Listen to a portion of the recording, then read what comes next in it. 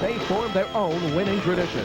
The Celtics are on Sports Channel. The Celtics battle the Bucks Tuesday at 7.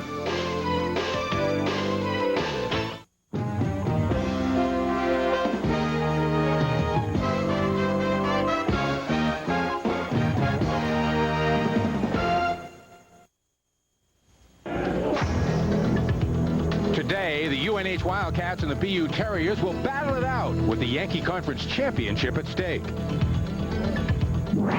Boston University is coming off a big 21-12 win at Army, their first against a Division I school since 1972. That victory has catapulted the 9-1 Terriers to a number 4 ranking in the nation. A win today gives them a share of the Yankee Conference crown. The University of New Hampshire is also 9-1, but they are a game up on BU in conference play. The Cats are led by a defense that allows just 96 yards a game on the ground and only 2 touchdowns a contest. A win today gives the Wildcats the Yankee Conference title outright. So stay with us as the UNH Wildcats meet the BU Terriers in the Yankee Conference Game of the Year next on Sports Channel.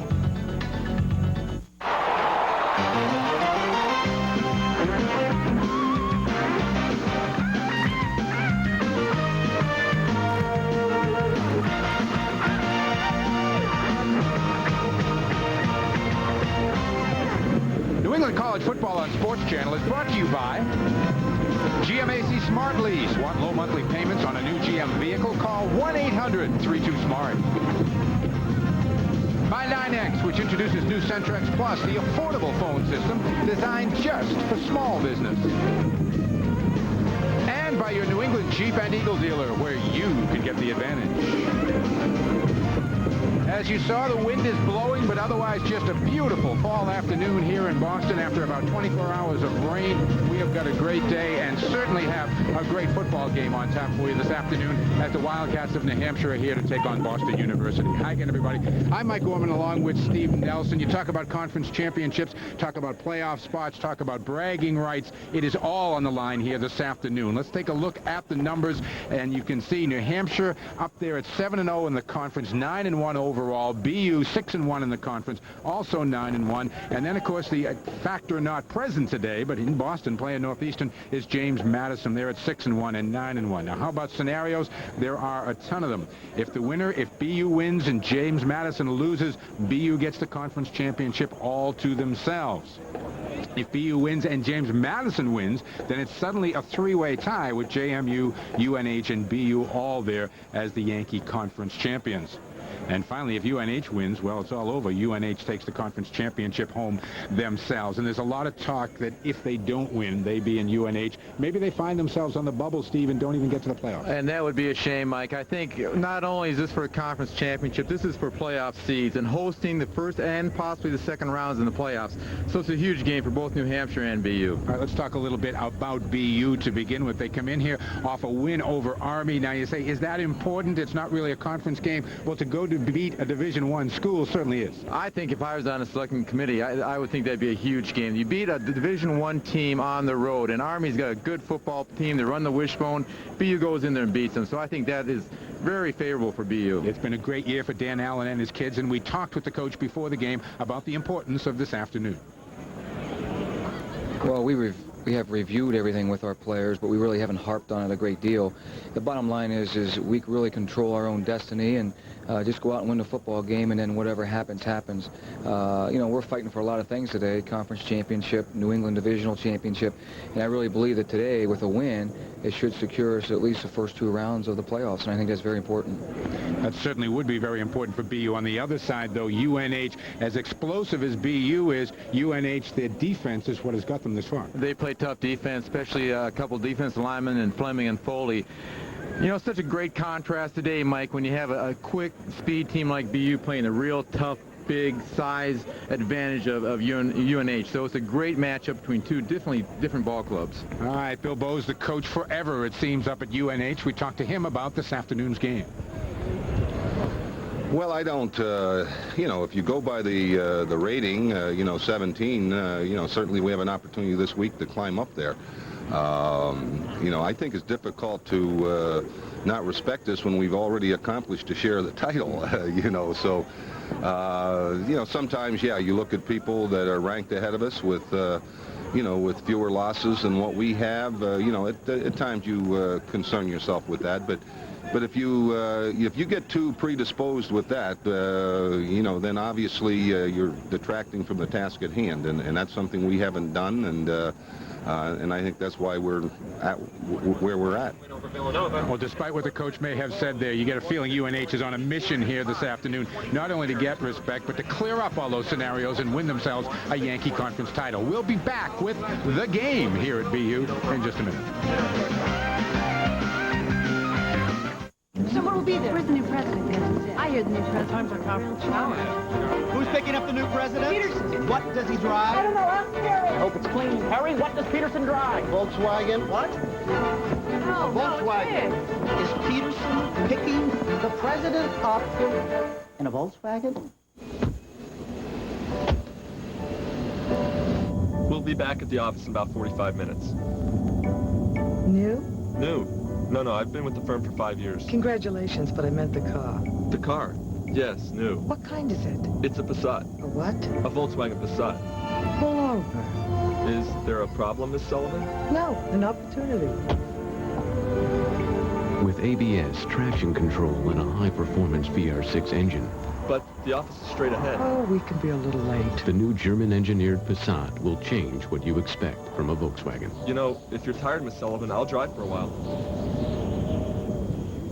Down, boy. Down, boy. Heel. Lay down.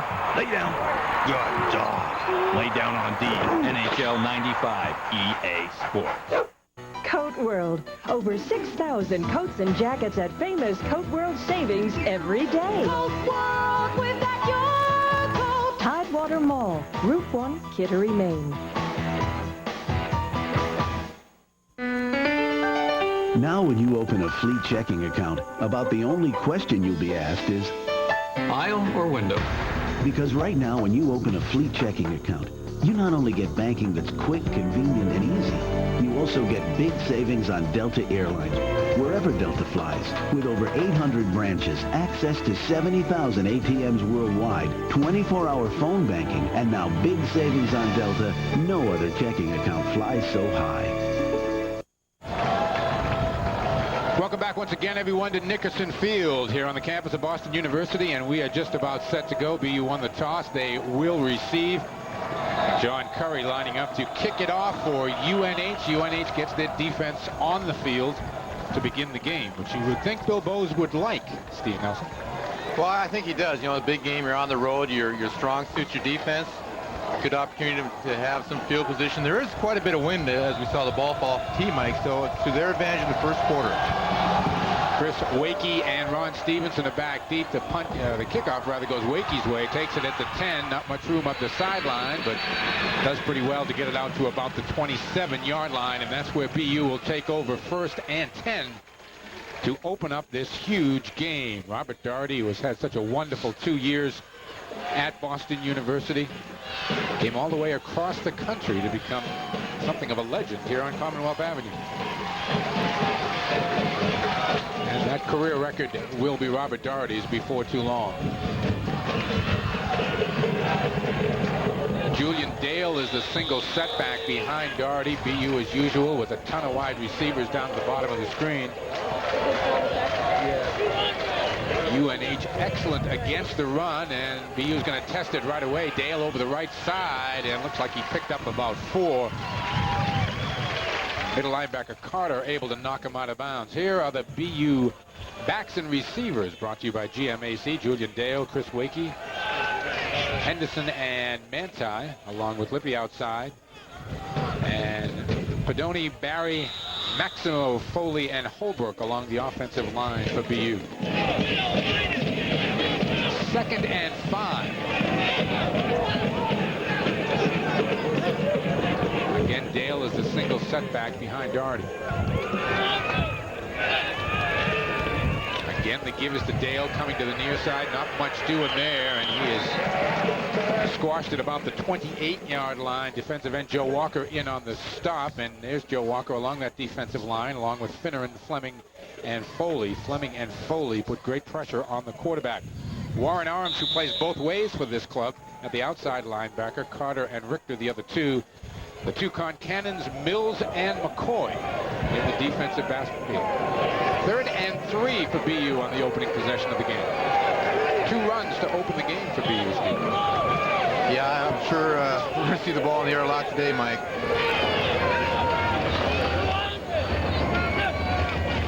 Doherty back to throw. Gets it out here in the flat, knocked away at about the 32-yard line. Jim Concannon with a nice defensive play. Big series for UNH, Mike. You know, the first series of the game, they come out and they hold BU and have a chance to get good field position. Concannon might have got away with that right arm wrapped around the BU receiver. Mike Morello to kick. Calvin Jones is back deep for the punt. Line drive kick. Jones falls down trying to take it on the hop and gets a BU roll, and a good one all the way down to about the 28-yard line. And that's where the UNH offense will take over for the first time today. Jim Stayer up there on the all-time list for passing at UNH. Impressive numbers this year. Only 3 interceptions, and that's key for this offense. It's key for their offense. It's key for the team. As we said on the opener, Mike, they have such a great advantage in the giveaway and takeaways. They're plus 17 this year, so it's a huge advantage for the ball club. Abram Smith is the tailback. McClinton is a single back set behind Stayer. The give is to McClinton. Running room up the middle, and McClinton pops it all the way out to about the 43-yard line. Good for a first down. John May eventually in on the stop. The GMAC starting lineup for UNH: Lee McClinton, Abram Smith, Mike Allen, Calvin Jones, and Jeff Tomolsky. Novak, White, Gibby, Curina, and Bordone, the offensive line. 250-pound fullback McClinton. They spread the offense out. The defense responds, and it gives a little room for this big guy to run. Stayer out of the shotgun. Little pump fake, trying to get out here to Lee McClinton, but the pass was behind him at about the 46-yard line. A look at the defensive line. John Schaefer, Primavera, Ivan Padilla, and Quentin Scott for BU. Gambardella, Hubbard, and Brennan, the linebackers. Linebackers for BU are beat up today. Helen Rodriguez is back in at the cornerback spot. Smith and May.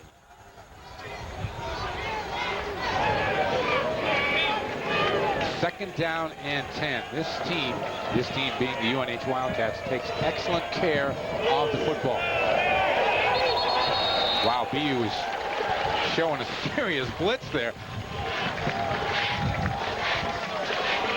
It's been an interesting start of this football game where BU comes out and runs the ball on the first 2 downs, and now UNH comes out, run the ball once, going to a shotgun on the second snap they have. So both teams are showing a little different form than what got them here.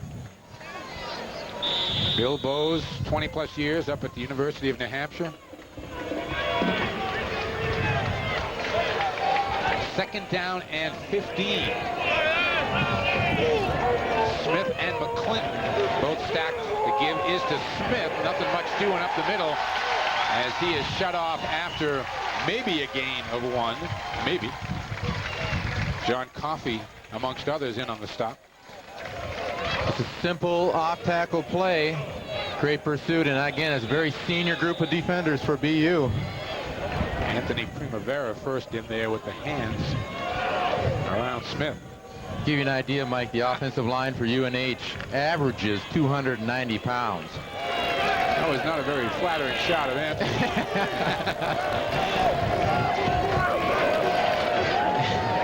Stayer back to throw. In a bit of trouble. Now he's got some running room out to the 40, 45, out of bounds at about the 47-yard line. He'll be about 5 yards short of the first down. Andrew Brennan forced him out. See Stayer going back. One of the things that we mentioned was the ability of UNH to control the football and hold on to it. There he uses good judgment. No one's open. He tucks the ball in, protects the football, gets good positive yards, plus maintains the football.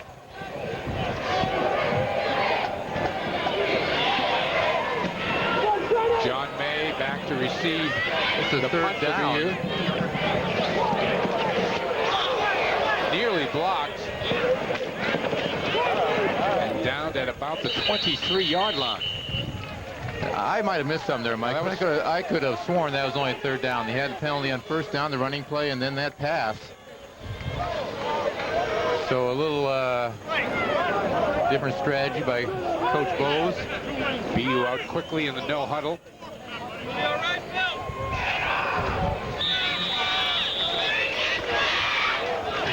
Four wide receivers. Yep, again the single setback behind Doherty. 3 wide receivers to the top of the screen, 1st and 10. Second possession of the first quarter for BU, no score.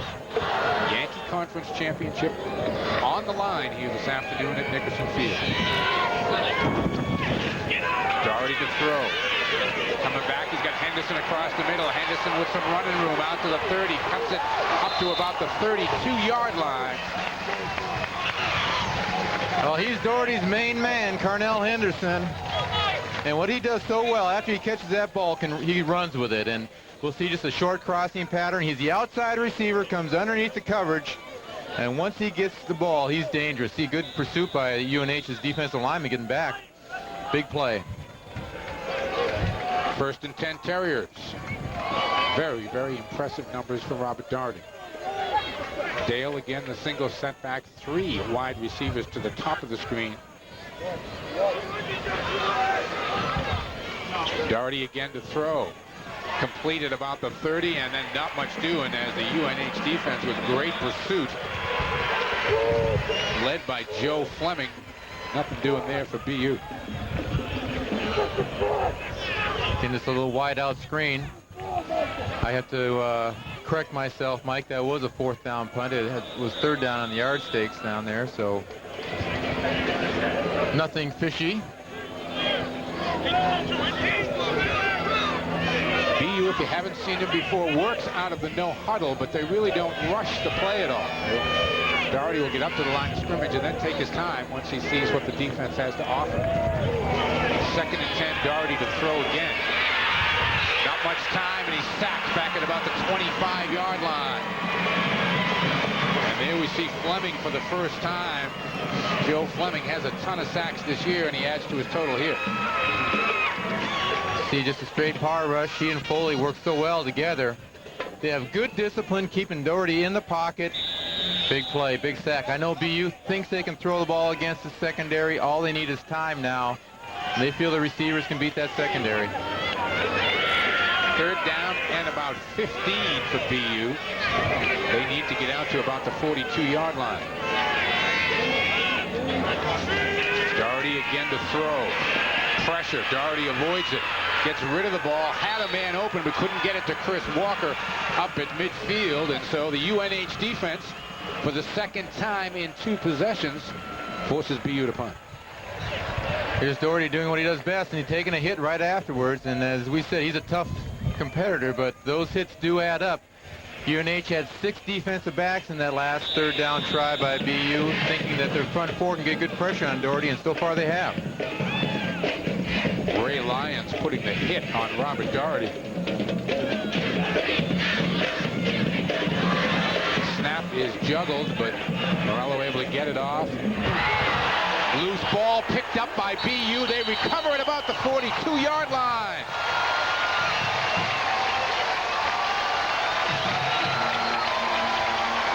Well, we just got done saying how UNH protects the football.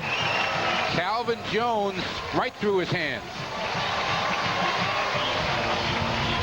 BU is going to have great field position. They cannot advance a muff, so they'll take it back with possession on the 50-yard line. But again, it's the special teams for BU coming up with a big play. Don Hubbard right there. Don's moved in from outside linebacker in the middle because of the injuries and doing a great job.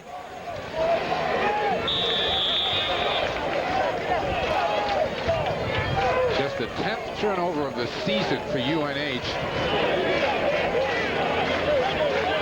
Doherty now with some operating room at midfield, 1st and 10. 3 wide receivers to the bottom of the screen. Julian Dale, the single setback. Doherty's going to give to Dale this time. Nothing doing up the middle as he is swamped for about a 2-yard loss. Warren Arms was in there quickly amongst others. The old counter option, every team runs it. Can you see good gang tackling by New Hampshire's front four? Julian Dale has really given them a good option as that big fullback, that big running back they were looking for. Only a freshman, a true freshman, doing a great job. 2nd down and 11 for BU. The ball moved back a yard.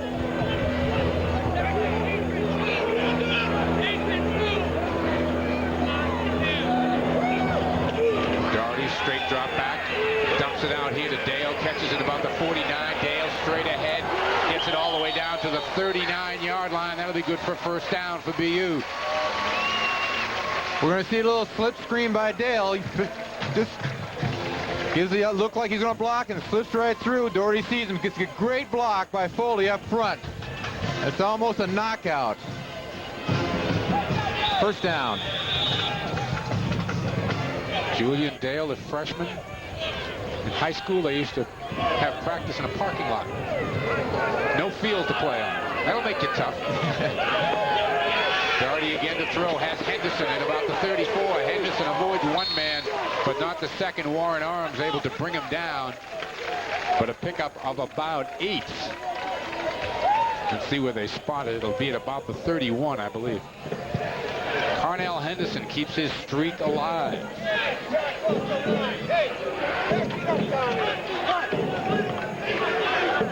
Henderson will go wide to the far side along with Walker. 2nd and 2. The give is to Dale up the middle. He's got the 1st down to about the 30. Make it the 26-yard line. Benaglio, rather, in at the fullback spot with his first carry. They do spell their running backs. They've got 3 good ones. There we see Don 5'9", 194-pound sophomore.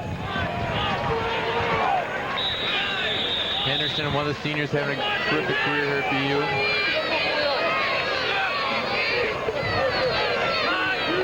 First and 10, ball at the 26. The pitch is to Benaglio again. Not much doing outside. Maybe a gain of 2. Gets it down to about the 23-yard line. Boston University trying to capitalize on the turnover. Dan Allen looking at this game and beyond. Everyone feels no matter what BU does here this afternoon, they are set for the playoffs. Ranked 4th in the country coming in thanks mainly to the play of Robert Doherty the past 2 years. Doherty looking to throw. Over the middle, has a man down at about the 18-yard line.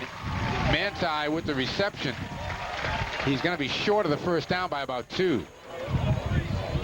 We've seen this before. Now it's Eddie Manti doing that short crossing pattern. You'll see him come into your screen, catches the ball.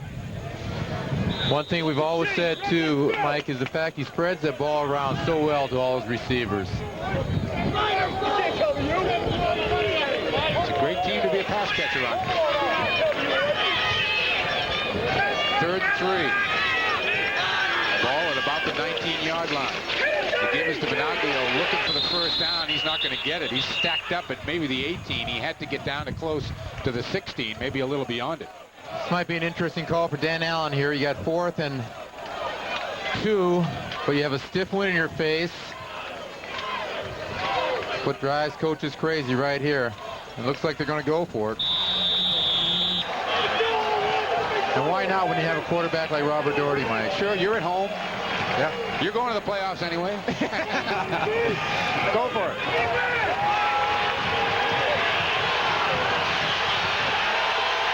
UNH has been perfect all season long in the 1st quarter. 4th down, 1.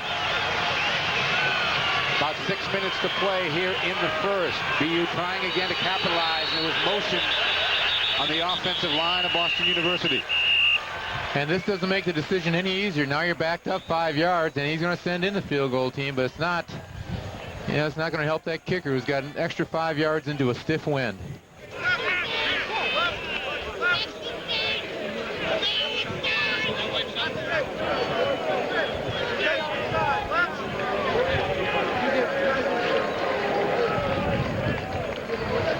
There you go. Top of the Pedoni, yep. jumping the gun. He and Foley were teammates at St. John's and Shrewsbury, so it's homecoming of sorts for them. Mike Morello is a great story too, senior. We've seen him week in and week out make tackles and get bloody, and he brings a little toughness to that position. Spot is just on the 30-yard line. There's a good look. You'll know if it's good. Good snap. Pretty good kick. And BU is on the board. Mike Morello kicked the 40-yard field goal. And the streak of UNH in the first quarter is over. BU's up 3-0.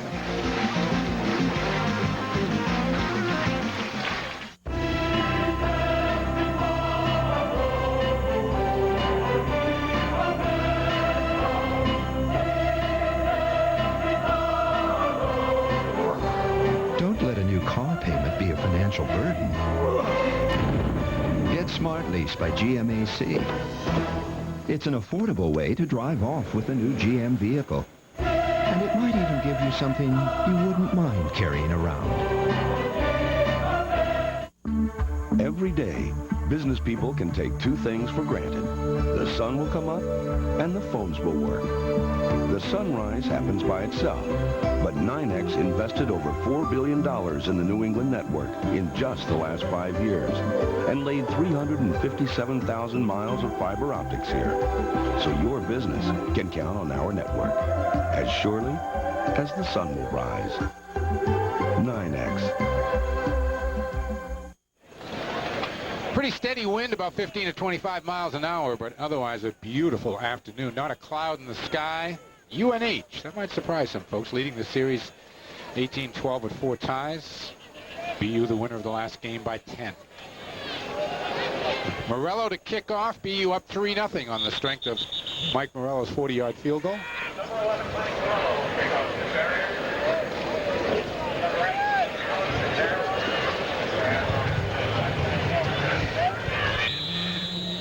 Barrow and Smith are back deep for UNH. They're up around the 12-yard line as Morello will be kicking into a win. So the turnover hurting the Wildcats here in the first quarter.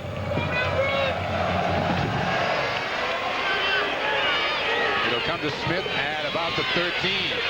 Fakes the reverse. Smith with a little bit of running room. 20, 25, 30, 35. Stays on his feet all the way out to the 46-yard line. Abram Smith. Wildcats a pump here. Well, it's a game of momentum, and certainly BU had it until this play. Just fakes the reverse, and Abram finds the crease. He's a little banged up, had a hip pointer last week, but he's out there playing, and we'll see our kicker, Mike Morello, jumping in the pile again.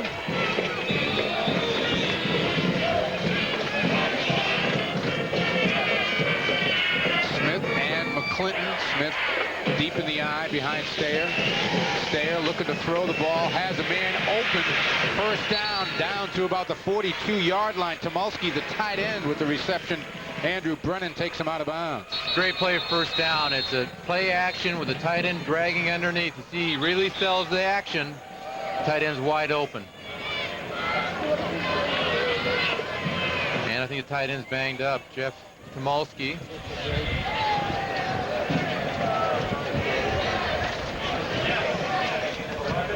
Looks like a knee, Mike. Hope not. See if we can see as he goes out of bounds.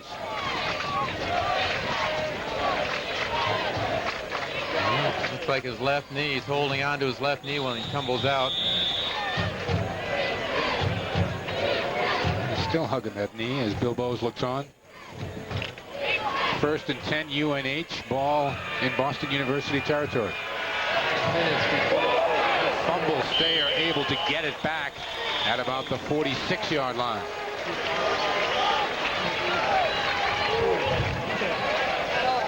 Again, we see now UNH has 3 wide receivers and they want to spread that, and it's just a bad exchange between the quarterback and McClinton. McClinton didn't look like he was waiting for the ball.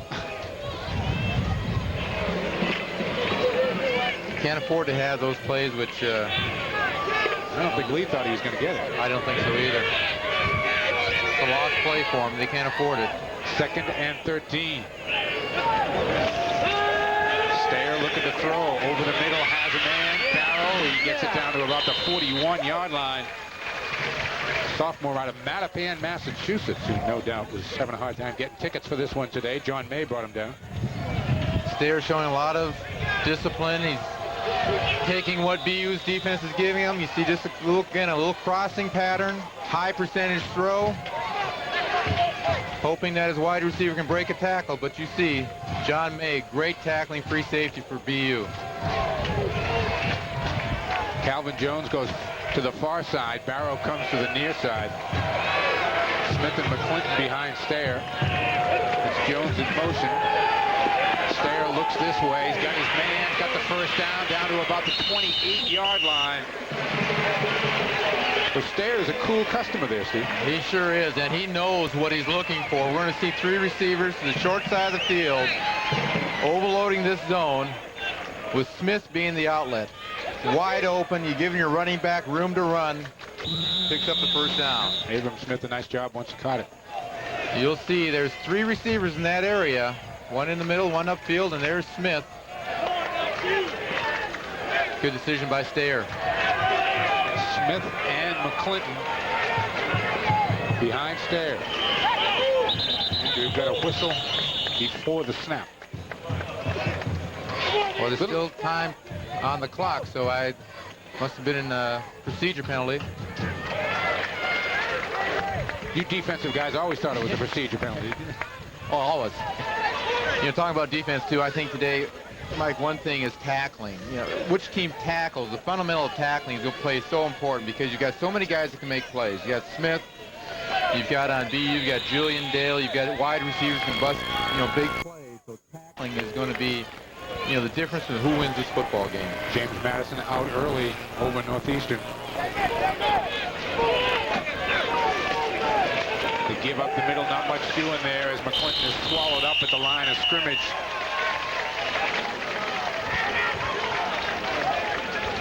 Quentin Scott might have been the first to wrap him up. This is a play that UNH opened the game up with great success. So you see Scott and there's Schaefer, all seniors, shutting that down. McClinton's with great size. If you give him 4 or 5 yards upfield, he is a bear to tackle. Smith and Jones to the near side now. Jones in motion. Stair looking to throw, trying to dump it out. Here it does to Smith. Smith, nice move to get down to about the 23-yard line.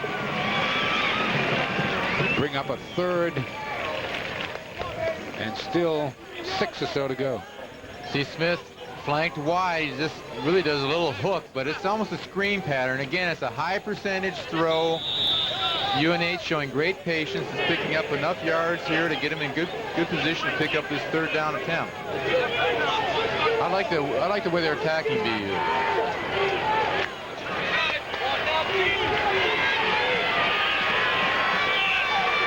Barrow and Smith to the far side. Jones and Allen split to the near side. The pitch, it's to McClinton. He's got some running room. 15, 10, 5, knocked out at about the 4-yard line. John May able to drive him out of bounds, but not before Lee McClinton sets up a 1st and goal for UNH. Simple downline option. As we said, McClinton, about 240 pounds. He's looking to go north-south, too, isn't he? Yeah, and I think one thing we have to mention, too, now, the drive that UNH is consuming the clock. They're keeping Doherty and BU's offense on the sidelines. And just playing to their game plan, controlling the football. The best defense is a good offense, and UNH is playing that right now. The give is to Smith up the middle, not much there. Smith down at about the 3, maybe a pickup of 1. It'll be 2nd and goal.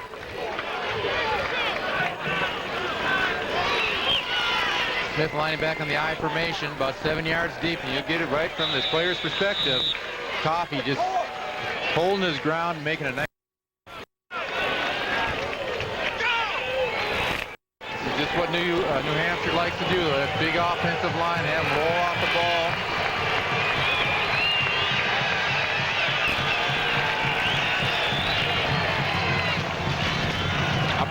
McClinton, he's close.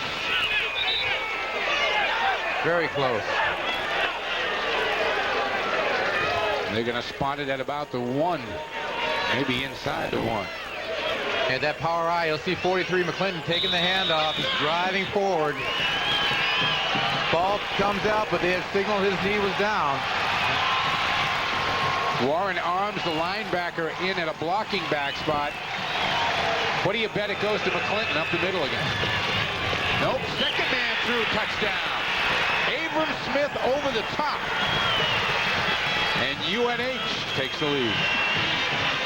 Well, if we're looking for respect, Mike, I'm certainly BU's got respect for UNH. The way they took the drive down the field, mostly on the legs of Smith and McClinton, but also in the short passing game.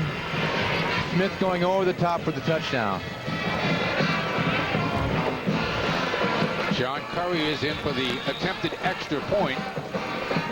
A minute and change left to go here in the first quarter, and after a turnover and giving up the field goal, it was a very, very impressive drive by the Wildcats. 7-3 UNH with the first quarter lead. Let's take another look at Smith coming over the top here. And looking in the eyes is Abram Smith going up and over. Those hip pads on.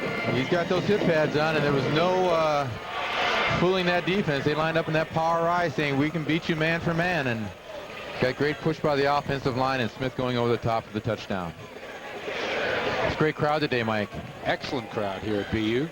Beautiful day. Just a gorgeous November day.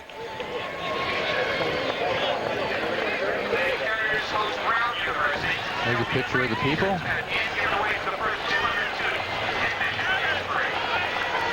Could well be a record crowd. We're going to check on that for you. We talked, Stephen, you and I were talking before the game about a lot of scenarios, of course, that are going to play out in a conference and playoff sense, but this is a kind of a prototype of the old battle between size and speed, and size won out on that drive by UNH. It did, and again, I think when you have a team that is as big as UNH, you're very patient because you know your offensive line is going to wear down the opponents, and that's what they just displayed on that drive. Short passing game, tough running attack.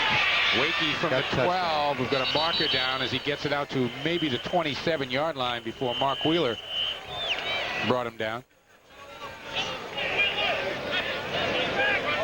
Let's check out the flag.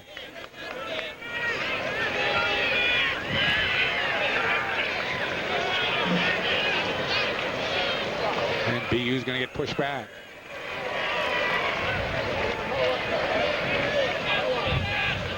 .106, I believe, to play in the first. The clock's a little tough to read here with the sun at Nickerson Field.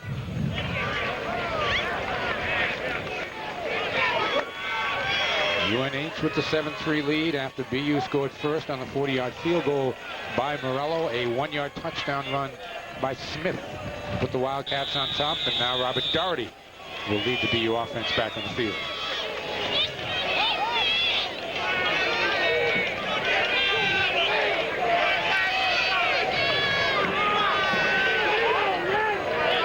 Dale, the single setback. The fake to Dale, Doherty to throw. Incomplete. Looking for Manti out here in the flat. Obviously, to get a little play action, give Robert Doherty some room. He rolled left. It's a tough throw. You're looking at the guy who's going to set all the records here at BU. Ed Carpenter even said he brought good weather with him, Mike. California guy.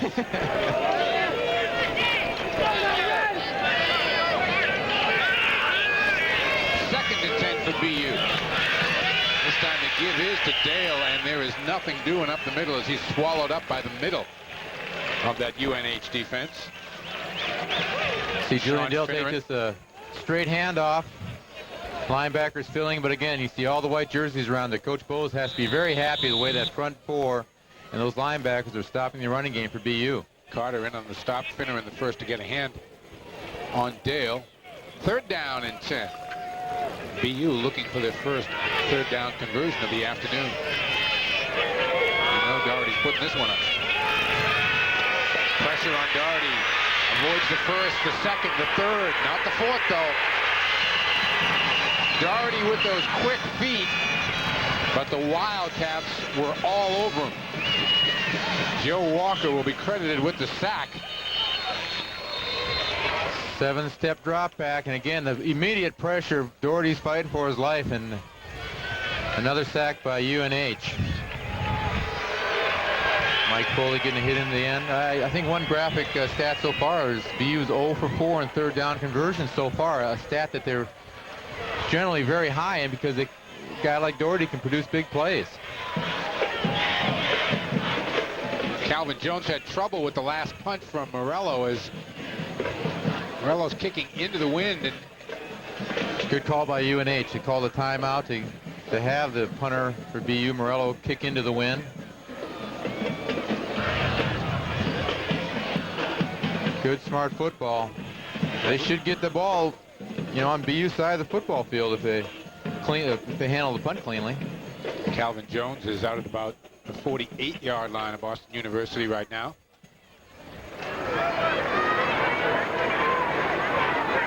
Rob Doherty not used to that 0 for 4 in third down conversions.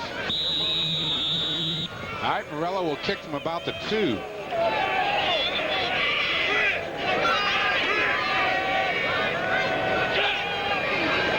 Good snap.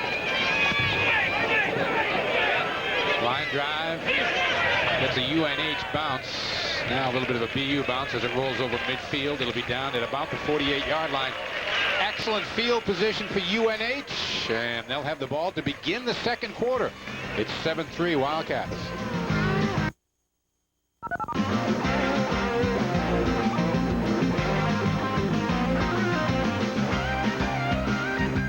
Watch the Boston Celtics at the Boston Garden on Sports Channel. Follow this new team as they form their own winning tradition. The Celtics are on Sports Channel. The Celtics battle the Bucks Tuesday at 7. For the greatest highlights, for the finest insights, for the latest game, set, match. The WTA Tour Magazine features the best of the Women's Tennis Association. The WTA Tour Magazine every week on Sports Channel, your prime source for sports. New Sport Press Box, where to turn for a comprehensive late-night sports wrap. The Press Box, sports news and sports views, late scores and inside stories. Your home for the highlights, insights, and all the finals. And with award-winning sports journalist, New Sport Press Box delivers the news you need. For the first and last word on the day in sports, watch the Press Box, New Sport Press Box.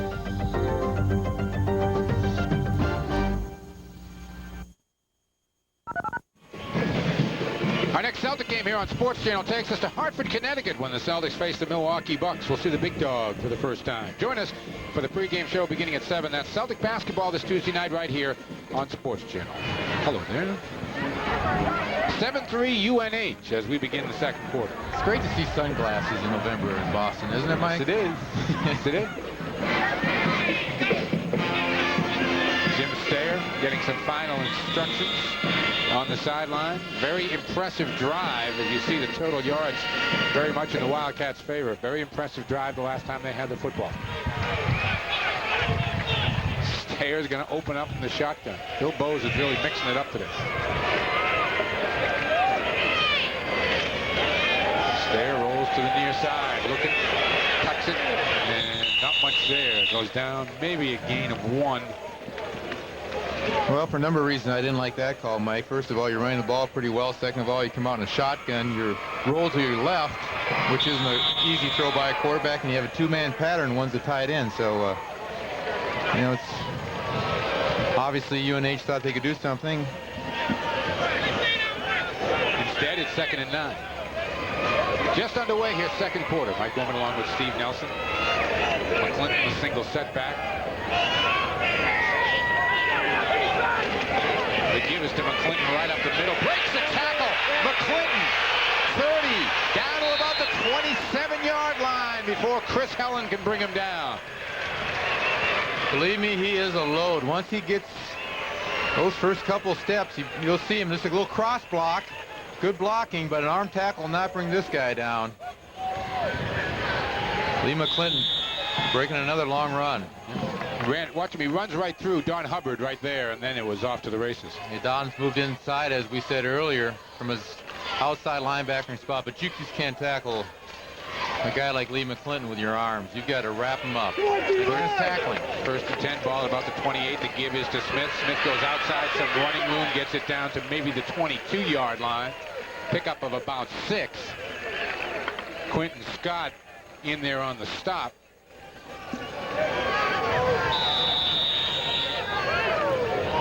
Well, you would say so far, show him the pass a little bit, but run the football.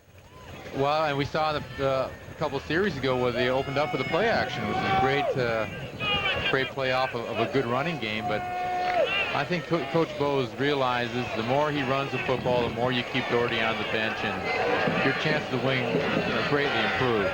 Smith, the single setback, a lot of BU players up on the line, and Stayer didn't like what he saw and calls a timeout. Well, they went to an 8-man front. Again, it's good judgment by Stayer. Senior quarterback out of Port Allegheny, Pennsylvania. In fact, it was the delay penalty they gave him. Did he call a timeout, or was it just a clock violation? I thought he called a timeout, but the clock had... I think he was too late calling it. Yeah. You gave him that late defensive look. I like that on the back of the helmets. No fear.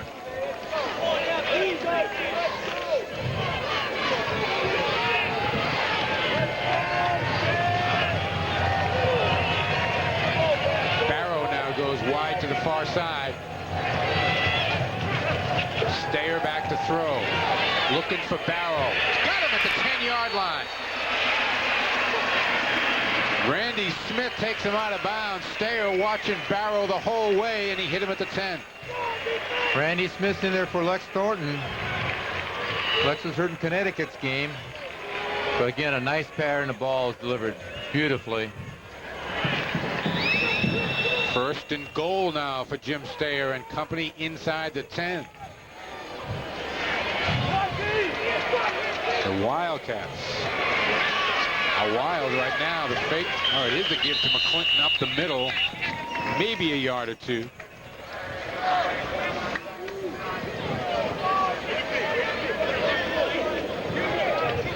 They spotted at just about the 8-yard line. The 2nd and goal from there.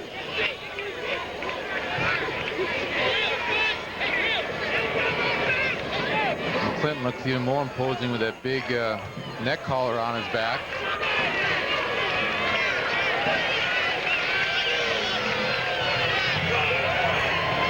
Abram Smith, the single setback behind Sayre. The give is to Smith up the middle. Smith, touchdown! Wow! Some happy New Hampshire fans here on Commonwealth Avenue in Boston. We've got a lot of them here this afternoon. Abram Smith just busted it up the middle. And the Wildcats a commanding 14-3 advantage here with still 11 minutes to go first half.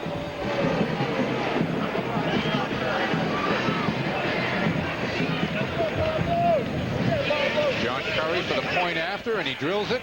And UNH has jumped out early on Boston University by the score of 14-3. Let's take another look at the 2nd touchdown for Abram Smith. See just straight man-on-man blocking. Big hole. Big hole. Big hole. Smith is a lone running back. Hubbard takes the wrong shoulder. Smith makes a nice cut, untouched into the end zone. Again, over 4 minutes they consumed on the drive, Mike. It's, picture perfect game plan for UNH so far. 7 plays, 52 yards.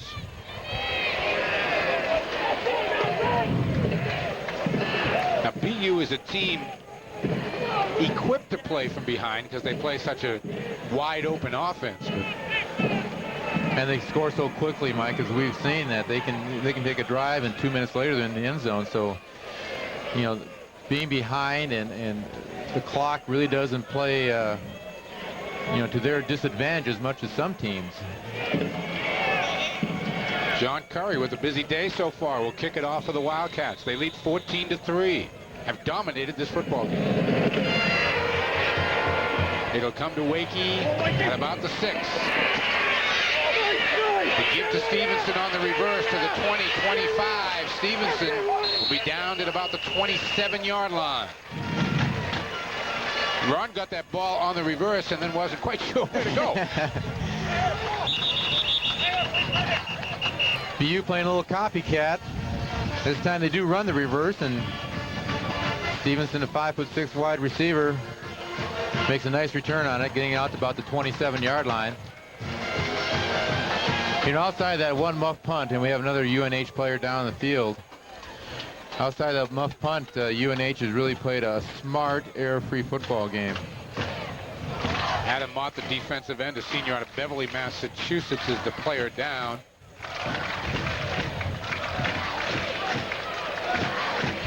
Appears to be the right leg. Again in the knee area for Bill Bowes, who doesn't want to keep losing players. We hope it's, of course, nothing serious. Adam's a senior out of Beverly.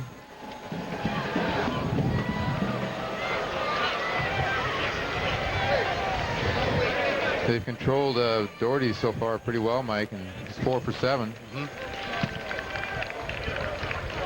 4 carries, 8 yards for Julian Dale, and Bill Bowes' defense has really been the story so far. 151, 84-5 in 20-plus years for Bill Bowes. Played for Rip Engel at Penn State. No, he's no nonsense. And I think Rip was no nonsense too, if I remember right. And his football team has kind of adopted his personality. Yeah, he was no nonsense in our interview earlier. He was. Kind of lost him there at the end. That Rob Doherty brings the Boston University Terriers up to the line. Dale remains the single setback. Doherty has had all sorts of trouble with this UNH defense. The pitch to Dale. Dale with some running room. Dale rumbling up the sidelines. Julian Dale knocked out of bounds at about the 32 by Rob McCoy. After saying New Hampshire had played such great defense, Julian Dale busts a long run. Here's just a simple toss. Running to the weak side. He sees a crease again. A missed tackle. And I think the word was rumble. You used, Mike. He turns a big play. Watch Julian here. It's like he's trying to force his momentum down the field here. Then with that head back, trying to stick the chest out. Get that mass moving forward. The BU fans come alive. 1st and 10 on the 32. Doherty to give to Dale on the other side with running room. And Dale's got it down to about the 26-yard line. Pickup of about 5. And Julian's tired. Got most of those yards on that last run. He was 4 carries for 8 yards for that. Well, it's a lot better than practicing on a parking lot.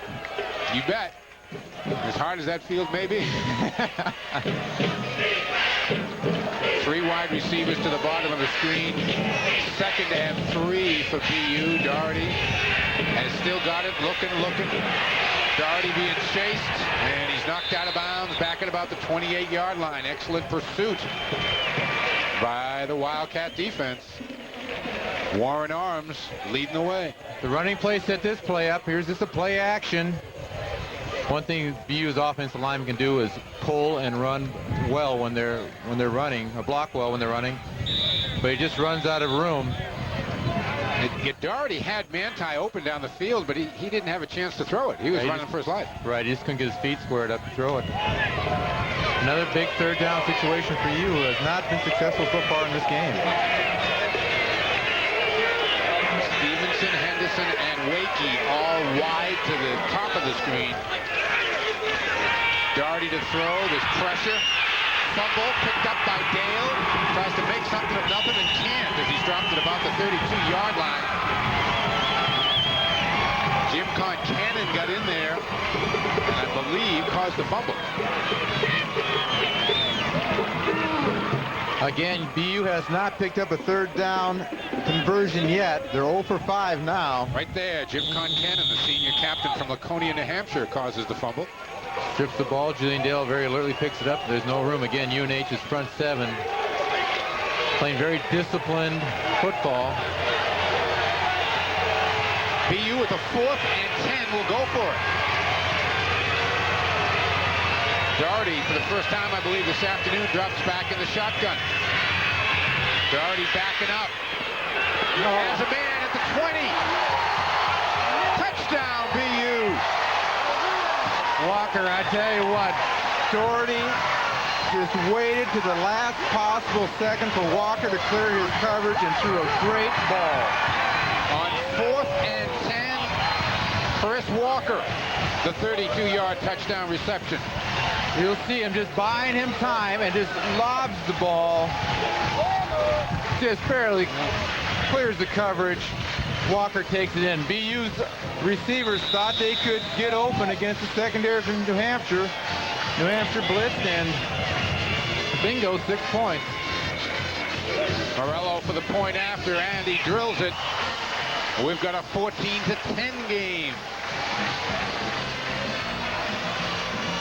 The Yankee Conference Championship to be decided this afternoon. The Wildcats lead by 4.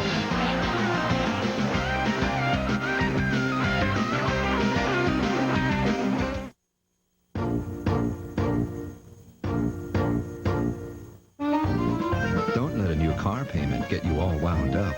Get Smart Lease by GMAC. It can put a new spin on affordability.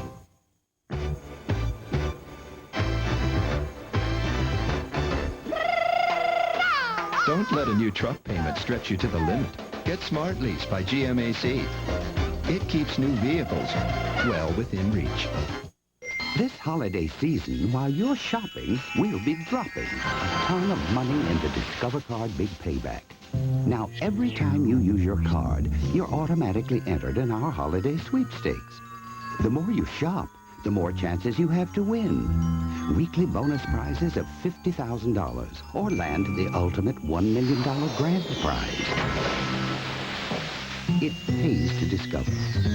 The card with the big payback. 9:52 left to play here first half. BU on the board with their first touchdown. Watch Wes Mills, the cornerback here. He dives just beyond his reach, and Walker's gone for the touchdown. And Robert Doherty obviously very happy with the play. Signaling a touchdown. That drive was 1 minute and 59 seconds, and as we said, BU can score so quickly that being behind and having the clock coming to play is not as critical as to UNH. Mike Morello to kick it off. That's Abram Smith and Al Barrow who are back deep for UNH.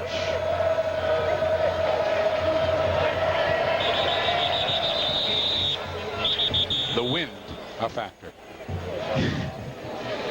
Can you tell me, I don't know if you know the answer to this, what a kick is doing when they squeeze the ball like that? I think it's for some type of compression for the ball, but I that's my guess, Mike. You know, I never really had a lot of conversations with kickers. You didn't hang out with those guys? I didn't hang with those guys. I think I'd hang with this guy, though. He's more than just a kicker. Oh. And I think they'll have someone hold it. You only get 2 shots at it.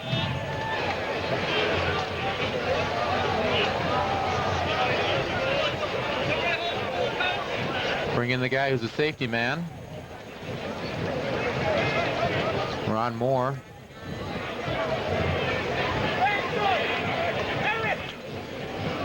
As we told you, the wind 15 to 25 miles per hour and pretty steady here this afternoon. All right, there's more holding, and Morello will try again. Under 10 minutes to play here, first half, 14-10, UNH with the lead. Smith up to about the 16 where he takes the kick. Smith's got room. Smith to the 40, 45. Smith may go all the way. 20, 10, touchdown.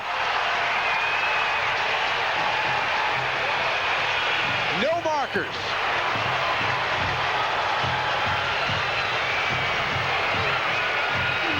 "84 yards.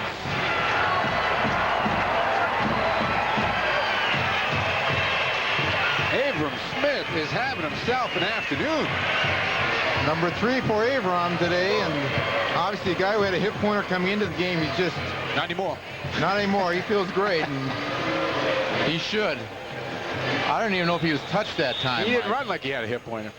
I was going to ask you, hindsight's always, this is going to sound good.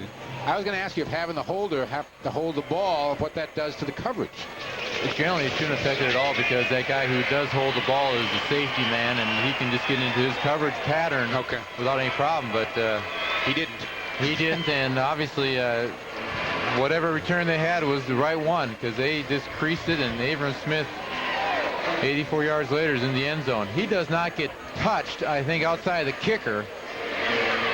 He gets a hand on him. That was it. Mike Morello, the only one to, and that's all he did was lay a hand on Abram Smith. Talk about scoring fast. That's 11 seconds.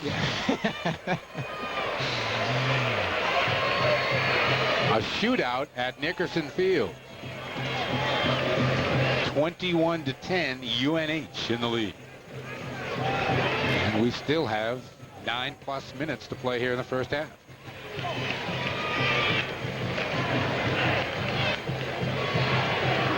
John Curry will kick it off. Wakey and Stevenson are backbeat for BU. It's Wakey nearest to you.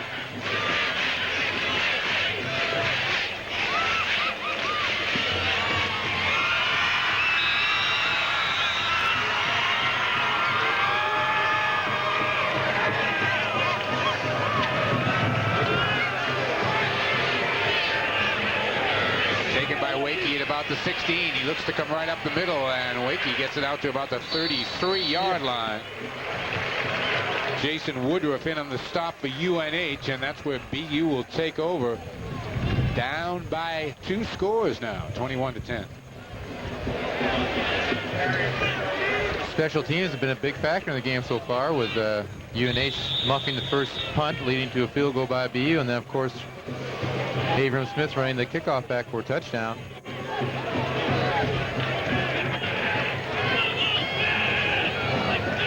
Already 1st and 10. The give to Dale up the middle, maybe good for a couple out to about the 34-yard line before Mike Foley leads the parade along with Warren Arms in on the stop. There's a good one right there, Mike Foley. Senior out of St. John's in Shrewsbury. He's quite a football player. 9.5 sacks coming in today.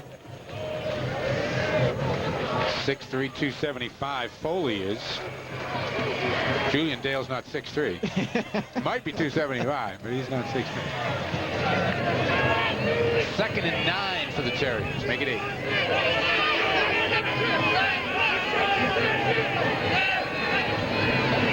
Doherty to throw. Looking out here towards Walker. Walker down the sideline. The pass just a little too long. Walker had his man, Wes Mills, by a step or two. It's a windy field, and obviously Robert Doherty has played on this field now for 12 or 13 games during his career. But he throws the long ball so well, and just that time a little too much out of Walker's reach. They will go deep again, though. You can make sure of that. 3rd down and 9. Dale the lone setback. Doherty looking to throw again. Has time, steps up in the pocket. Nice move there. Doherty's going to try to run it. Fumbles the ball. UNH has it. They got it before it went out of bounds. Jim Concannon in on the stop, along with Joe Walker. Jim Concannon has knocked the ball twice out of Robert Doherty's hands, and you see when he starts scrambling, he carries that ball like a loaf of bread, and Concannon comes up with the strip and the recovery for UNH. Yep, Brendan Richter made the ultimate recovery. Doherty's just got to protect that football better. Boy, UNH now with a chance to really open this game up, Steve. Plenty of time, 8.5 minutes to play here in the first half.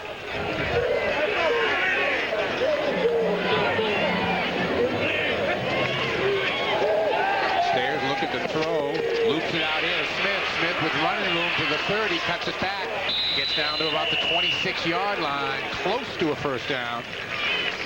Matt Claflin and Randy Smith in on the stop. They picked the first down. This little screen was developing so nicely. Only great pursuit by BU held it to an 11-yard gain, but very nice setup of the screen. Abram Smith, obviously, as we've seen today, can really make things happen. It is a first down at the 26. McClinton, the lone setback. That's Jones in motion. The give is to McClinton. He's got room, a lot of room. Drags people down to about the 18-yard line.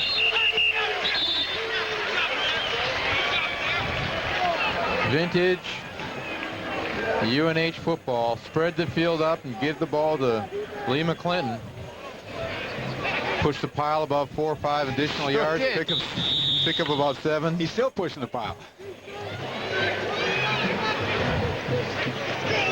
Allen goes out. That's Barrow checking in at the wide receiver spot for Bill Bowes.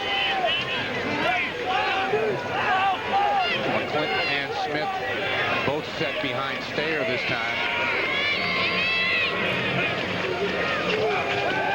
Stayer looking to throw. Has Barrow. Touchdown! No, they say he was out of bounds. Close. John May got to the play late and was able to push him out of bounds, but Al Barrow runs a great flag pattern. The ball is well thrown. Juggles it. Oh, gosh. I think he had possession. I think it was a touchdown. I thought he did, too. I agree with you, Jim. So it's 3rd and 2 at the 18 for the Wildcats. A break, a huge break for Boston University there.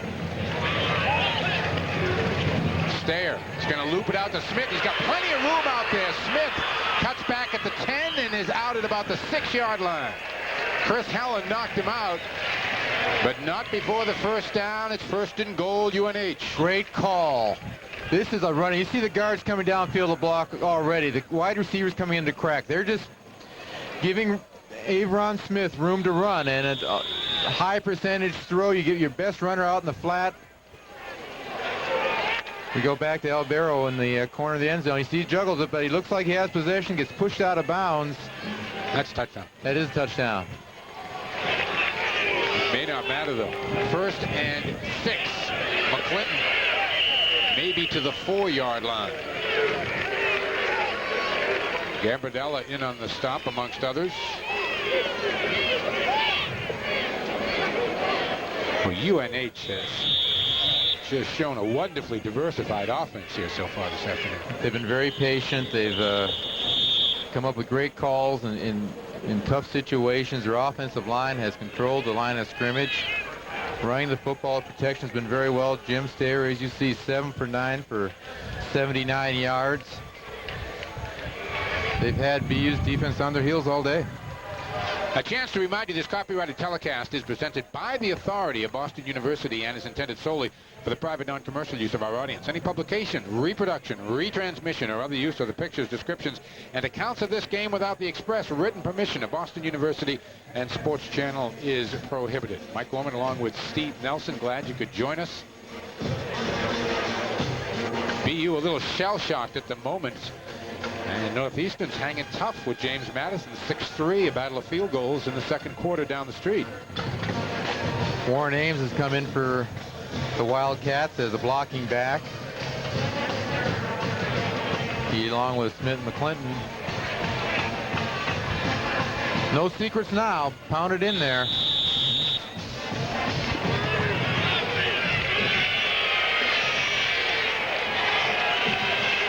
Second and goal.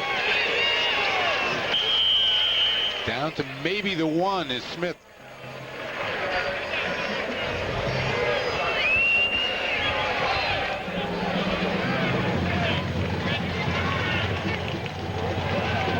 see the spot.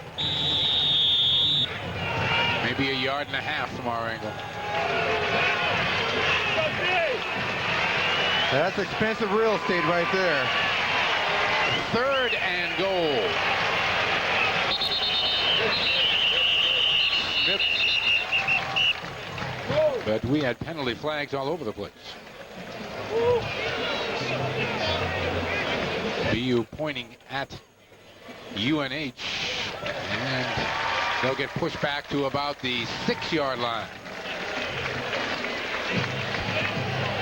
And there's the movement right there.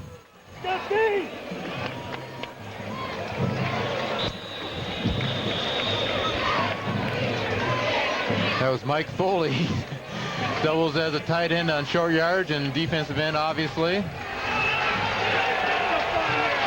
3rd down and goal. McClinton and Smith are split behind Stayer. Stayer looking to throw. Incomplete. Looking for Jones up there in the corner of the end zone. And John Curry will come out and try for the field goal. Stayer, 3-step drop back.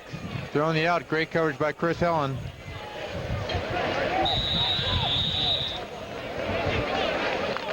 Stayer's reaction. They will spot it at about the 13-yard line. 23-yard attempt for John Curry, the freshman.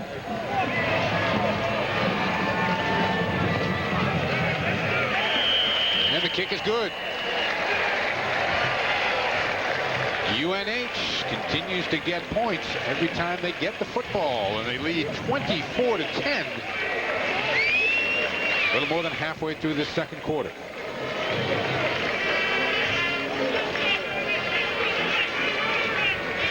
Given the performance last week of Drew Bledsoe, you would think the only football they would be talking about in the Boston area this week would be the NFL, but not so. A lot of coverage by both the Globe and the Herald here in Boston, not only for BU, but for UNH, as these two New England teams, nationally ranked, both looking to go to the AA playoffs.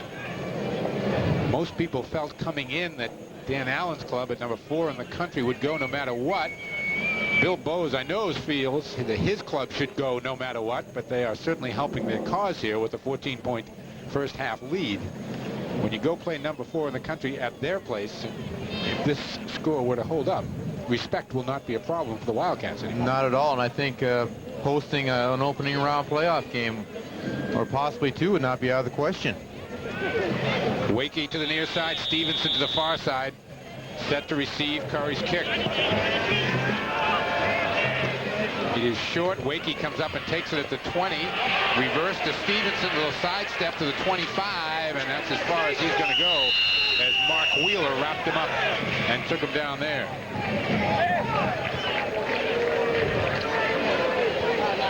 So again, the BU offense trots onto the field. 2 touchdowns down in the second quarter. 24-10.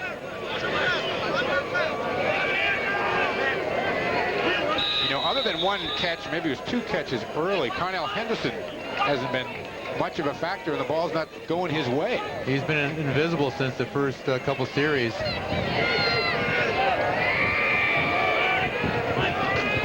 Doherty back to throw on first down. Out short with the pass, top of the screen, looking for Manti up there. Rob McCoy out on the coverage. It'll be 2nd and 10 BU. Doherty electing to go to his 3-receiver side.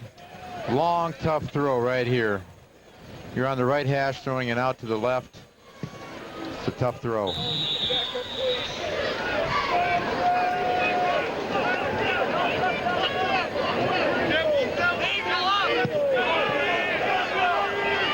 Doherty just 5 for 11 to this point for 69 yards. Back to throw again. Looking, wants to come deep. Walker's got a step again. Knocked away at the last second by Wes Mills.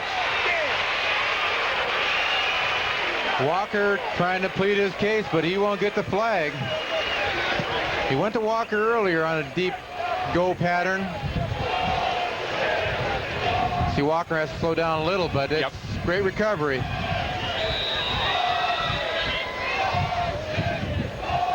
I don't think the crowd really Thinks it was a one more time. Proper no call. Whoa. Doherty gets it again. He did get popped, didn't he, by Joe Fleming?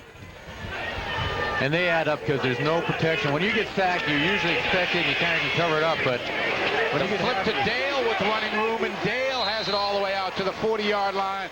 First down for BU on a big third down play. First conversion on a third down situation for BU. See that little slip screen?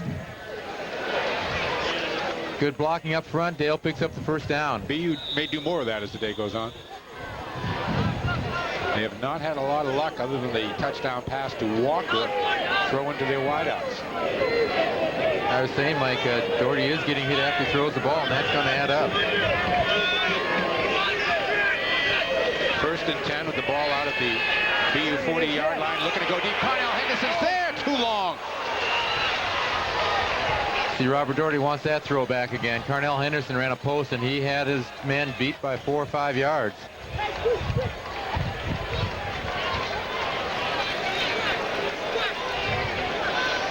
He's saying, come back, ball. Yep, he knew as soon as he let it go that Carnell wasn't that fast. They've kind of changed their the way they're attacking UNH. Early there was a short crossing patterns. Now they seem to be throwing the ball deep.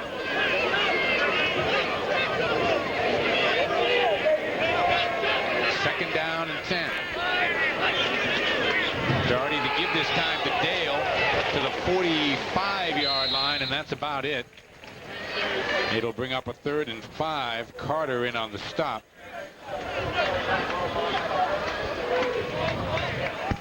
Julian looked a little hesitant on the way he ran that time. Left tackle number 74 Adams is out there.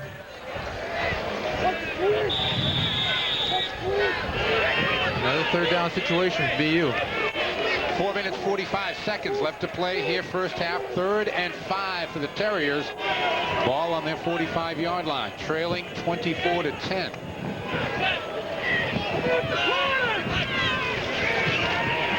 Doherty again to throw.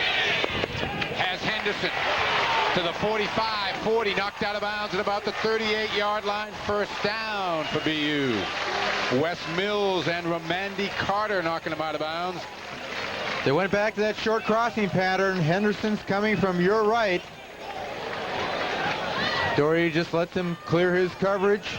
Again, Carnell can turn a short pass into a long gain. Here you'll see it.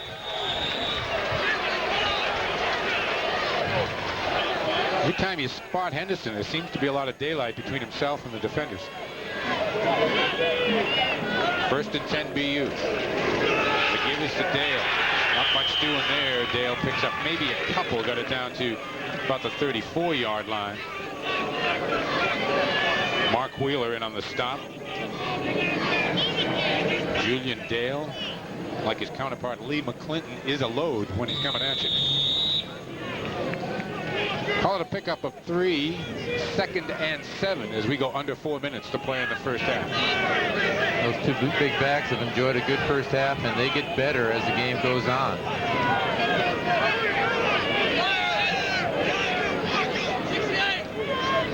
Three wide receivers to the bottom of the screen. Doherty looking to the top of the screen. Too long.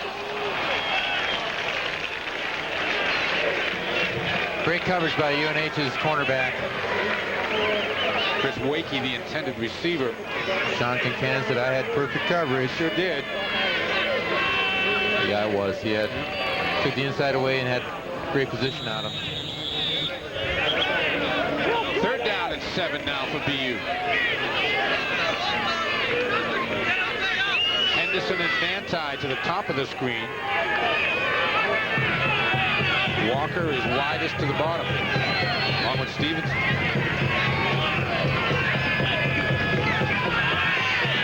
Doherty, trouble, sacked, back at about the 47-yard line.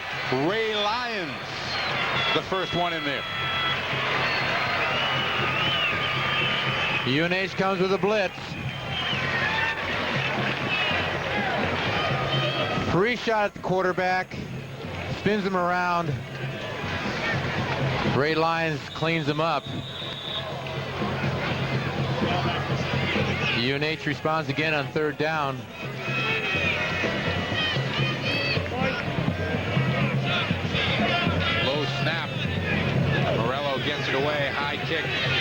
Jones with the fair catch down at about the 16-yard line. Plays a lot tougher than it looks like, Mike. The sun is in your eyes, and you know you've got the fair catch around the 10 or 10-yard line, and you've got those red-shirted Terriers running down there. It's not an easy play, but well done by the UNH's return man.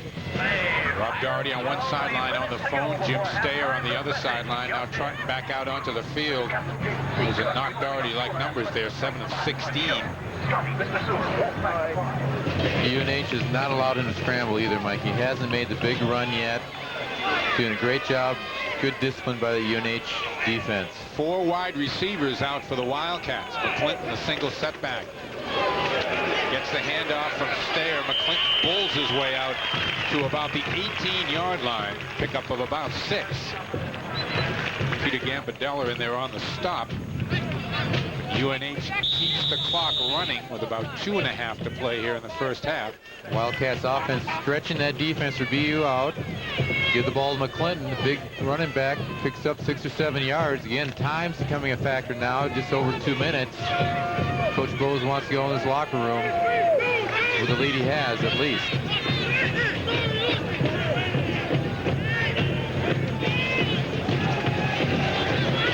Stayer looking to throw, trying to hit Mesquita over the middle. Incomplete out at about the 32 or 22-yard line. It'll bring up a 3rd and 3 for the Wildcats, and the clock stops with 2:10.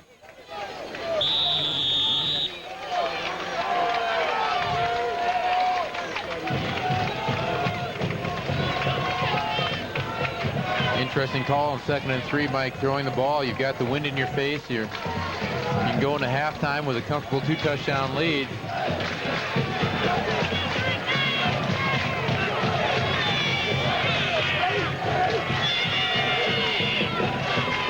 Stayer, quick throw out here to Smith, good for the first down.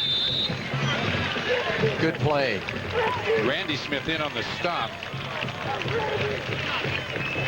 Senior quarterback Jim Stayer sees that no one's on top of the receiver. Just pick it up and throw it. Abram Smith has had himself a half here. Running the ball, catching the ball, kickoff return. 1st and 10, ball out to UNH 25, and see if the Wildcats just try to run this clock out now. UNH gets lucky as Stayer is able to recover the fumbled pitch, and it takes it out of bounds at about the 24-yard line. The UNH got a huge break. They sure did. You're going to see the down-the-line option. They line up in an I formation. Throws a pitch off McClinton's back. He's now in the intended option guy. Not in Lee's mind, anyway. but it's good. It's good hustle by the quarterback. Well, chasing the ball down. That makes up for the touchdown they had called back there in the corner of the end zone. So 2 breaks that have evened out. 2nd down and 11. Ball at about the 24. Give us to Abram Smith up the middle. He gets maybe 3 out to about the 28-yard line. BU's not going to call for a timeout, so I think they're going to be satisfied with UNH's strategy right here and running the clock out. Clock continues to run at 1:08 as the 25-second clock starts. So 3rd and 7, UNH can take this all the way down to about 40 seconds before they have to call for the snap.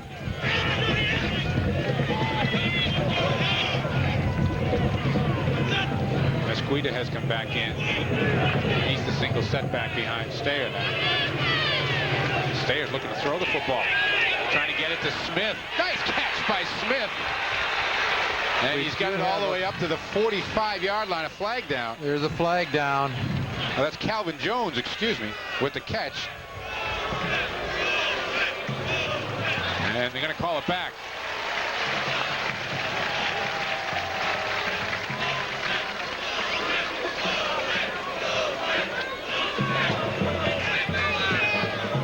Well, Coach Bowes and UNH being very aggressive here in the waning moments of the first half.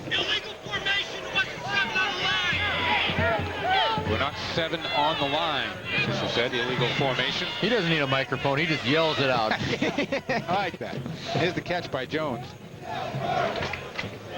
Great catch. Pretty good coverage. Jim Steyer, I'm really impressed by the way he's throwing the ball in there today, Mike. Make it 3rd and 12 now with about 49 seconds to play here in the first half. McClinton is back in as the fullback. Stayer's looking to throw again. Dumps it out to McClinton. McClinton with some running room straight ahead. He's a tough kid. He gets it out to about the 36-yard line.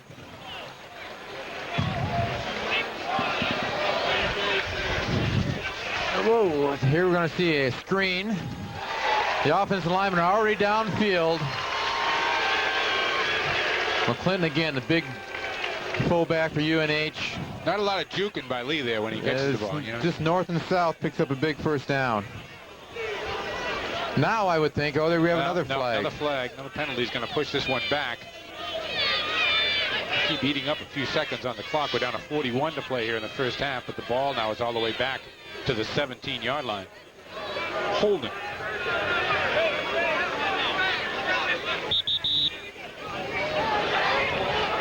UNH needs to get it out to the 34 for a first down.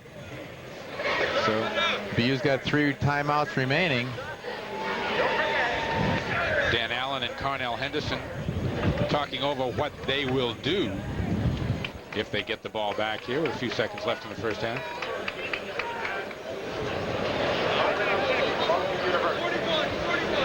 Very likely if they hold them on 3rd down to call a timeout. At least they have an attempt to block the punt.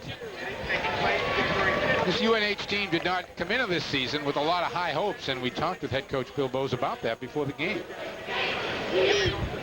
Well, certainly it's been a great year for us, Steve. You know, not too many people picked us too highly when the year started. I think we were picked to finish 4th in our division and about 7th overall. So, you know, in terms of what we've accomplished, you know, we've got to be very, very pleased. Our kids have responded and have played hard, and probably, if anything, maybe played a little bit better than what we actually are.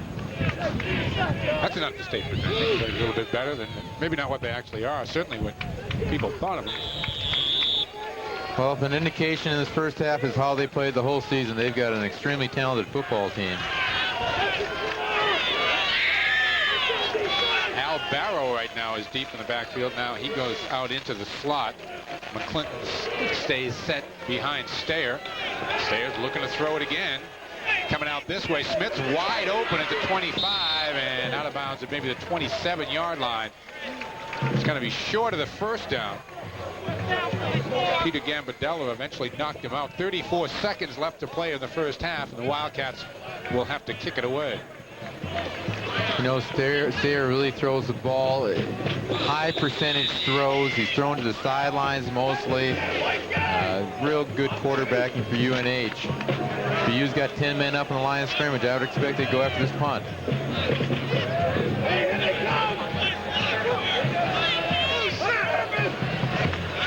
Levine fumbles the snap. And Boston University is going to get the football on about the 12-yard line. You know, you talk about offense and you talk about defense, and special teams is often overlooked, but what an important part they play in a football game. The snap looks like a real... Pretty good snap. Real good snap. Punter just doesn't handle it, and BU's got a great opportunity to go into halftime with a lot of momentum right here. And Coach Bowes, he can't pick the grass up because it's artificial turf, but he's obviously frustrated.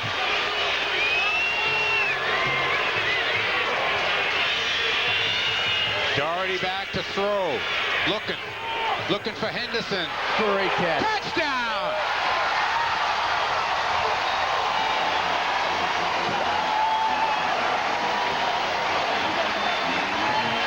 What a huge turnaround.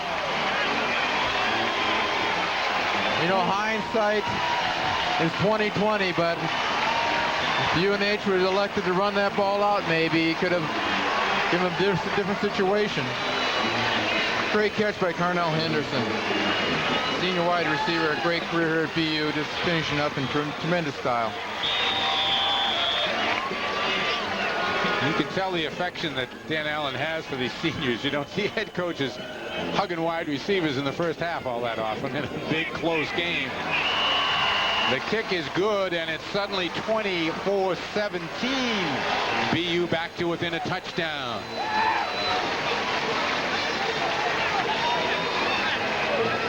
Robert Doherty looks like he knows where he's going right away. Carnell Henderson double coverage, comes up with a great catch.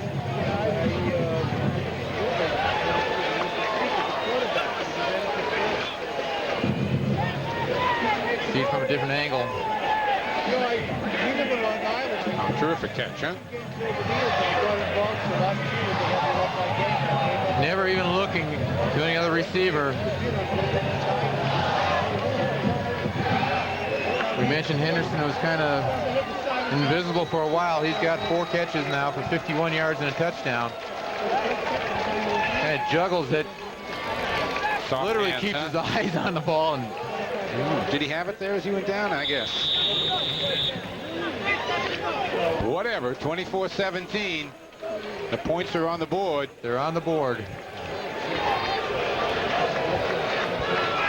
Smith and Barrows are back deep for the Wildcats. Morello's kick is a squibber, taken up at about the 35-yard line and down at the 37 with 17 seconds left to play in the first half. And you would think the Wildcats may just sit on this one and take the 7-point lead to the locker room. Would you think that? I would. I would. Okay. There's a flag on the kickoff. The BU was offsides, but I think UNH will decline it and just take a knee and go to the house.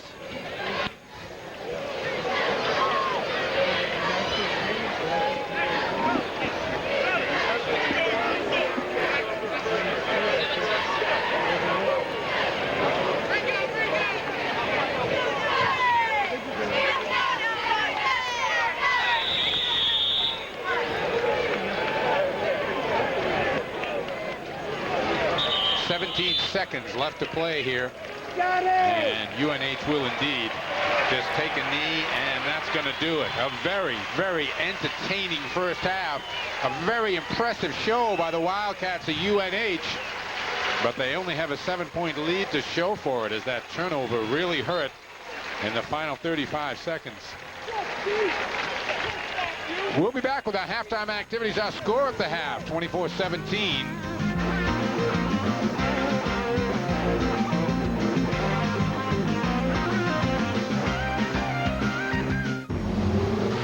If you used any of these excuses last winter, then free yourself from winter snows with the Jeep Grand Cherokee Laredo. Laugh at the weather in the legendary Jeep Wrangler. Or blow the snow off the driveway with classic Jeep Cherokee with standard driver's airbag.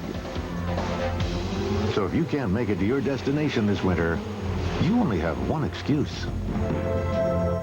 See your New England Jeep and Eagle dealer now. Debbie, these shots are fabulous. Beautiful, Debbie. Better than the last time, Tony? Absolutely. It's my job to make sure people look good. A few weeks ago, while doing test shots with Debbie, I noticed something. Dandruff.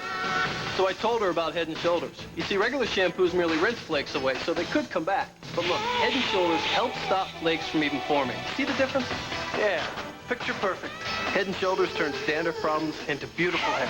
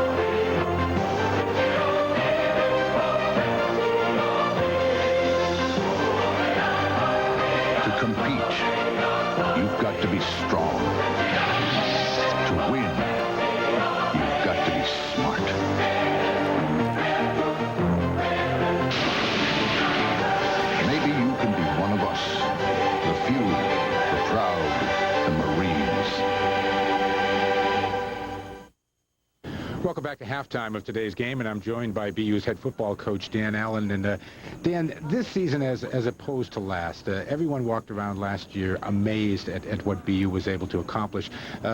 This year, I won't say it was expected, but I think your team, from what I've seen, came in expecting to accomplish what they were able to accomplish last year. Well, the expectations were certainly a lot higher this year on this football team. I think it was put forth on us by the media, by the public, and certainly by our players, and that's what makes this year that much more special. We've been able to do things this year. It's been a lot tougher for the staff, a lot tougher for our players, because when you have the year like we had last year and you're expected to do well this year, people are going to come after you, and we've responded well so far this year, with the exception of one game, and hopefully today we'll respond well. Obviously, last year making the playoffs was a goal. This year, no matter what the outcome of today's game is, most people feel you'll be in the playoffs again. I would think the goal now is to go deep into the playoffs, deeper than you did last year. That's certainly a goal of ours. You know, after the Idaho game last year, that's one thing that our players really said, and they harped upon as coach. Well, this is a game we could have won. So I think the confidence, you talk about confidence level of your football team and players, our players really felt last year they could have gone a lot deeper in the playoffs, and I know that's something that's in the back of their mind. Obviously, the game today is the most important right now, but they really feel that they can do well in the playoffs, and to have that opportunity again is something we're very proud of, and hopefully we can stay healthy and do that. Yeah, you have had the opportunity through some great recruiting and smart choice of talent to have a wonderful player in Robert Doherty these last couple of years. What he's meant to the team and to the program here at BU. Well, Robert's meant an awful lot to us, both as a person, I think, first of all, and then as a player. He just brings in a great deal of confidence, as players should have, but I mean, he just is exhumed with it, and everybody else is just kind of follows his lead, and he's just a great player, and he certainly came at the right time for us. It's a time when we didn't know what was going to happen here at BU, but he, along with his supporting cast, has done a great job, and he's one of 25 seniors we're going to miss a great deal. Yeah, the pressure, as always, comes back to the coach, and after this season is through, some people said mediocre. Some people say mediocre programs rebuild, great programs reload. Is BU ready to reload? Well, it's going to take us some time to reload after this year. We have a lot of young kids on our program. What really hurt us was the dip in scholarships last year and the year before that. But we have 24 freshmen on this year. Next year we'll have about 24, 25. So over half our team will be freshmen next year and sophomores. So it's going to be a kind of a rebuilding process for us, but we've had some great role models to follow, and hopefully we'll just keep it going. Okay, and again, everybody believes no matter what happens today that BU will continue to play football. Best of luck in the playoffs, Dan, and thanks for joining us here on Sports Channel. Thank you very much. Okay, we'll be back with more of our halftime right after this.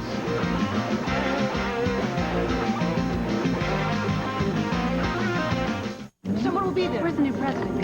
I hear the new president. Time for conference. Who's picking up the new president? Peterson. What does he drive? I don't know. Ask Harry. I hope it's clean. Harry, what does Peterson drive? Volkswagen. What? No, Volkswagen. Is Peterson picking the president up in a Volkswagen? We'll be back at the office in about 45 minutes.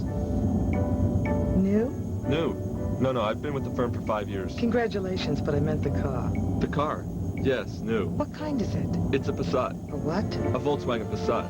Pull over. Is there a problem, Miss Sullivan? No, an opportunity. With ABS, traction control, and a high-performance VR6 engine. But the office is straight ahead. Oh, we can be a little late. The new German-engineered Passat will change what you expect from a Volkswagen. You know, if you're tired, Miss Sullivan, I'll drive for a while. Now when you open a fleet checking account, about the only question you'll be asked is, aisle or window? Because right now when you open a fleet checking account, you not only get banking that's quick, convenient, and easy, you also get big savings on Delta Airlines, wherever Delta flies. With over 800 branches, access to 70,000 ATMs worldwide, 24-hour phone banking, and now big savings on Delta, no other checking account flies so high. We've got your coat at Coat World. Your dress coat, your raincoat, your work coat, your play coat. Over 6,000 coats and jackets for the whole family, and all at famous Coat World savings every day. Coat World, we've got your coat. Tidewater Mall, Route 1, Kittery, Maine. Well, we're back at halftime. I'm with Coach Bowes from the University of New Hampshire. And Coach, just your views. First of all, congratulations to you, your staff, and your players on just a tremendous season. Your views on the season. Steve, it's been a great year for us. I don't think, a lot of people didn't give us too much of a chance before the season began. We were picked down in the pack, even in our division, in the northern part of the Yankee Conference, and I think we were picked something like 7th overall. So, in terms of what we've accomplished, it's far more than what most people expected, and certainly the kids have got to be commended for that. We had a great effort from them, and they played hard, and we're extremely pleased with the year we've had. Did you think, was there a defining moment this year, or a game, a series, where you said, I got a pretty special football team? I don't know. There have been so many of those, Steve. I think, there were several plays in the UMass game, for example, a game that could have gone either way. Even James Madison, that was a game that probably could have gone, either way for us. I felt we had a special team at the beginning of the year. I said in the beginning that we would be good enough to beat anybody in our league if we play well and we stay away from turnovers. That's been a key. We're plus 17 in turnover ratio, and if your offense isn't turning the football over, and if your defense is an exceptional one, you're going to be in every game, and you get a break here and there, you're going to win those games, and that's what's happened to us. You mentioned you've been pretty healthy. Avram Smith, your good tailback, was banged up a little. What's his status today, and is he healthy? Well, he's, he will play today. He has a hip pointer, but, hip pointer, if you're an offensive lineman, you can go through a whole game and maybe not get hit on it. Tailback's going to get hit, so, we just keep our fingers crossed that, he doesn't get hit there too hard and that he can continue to play. That's got to be a big key for your running game, being able to control the ball, keep it out of Doherty's hand, and control the tempo of the game. We hope to do that. Okay. Thanks, Coach. We'll be right back with more after this commercial message.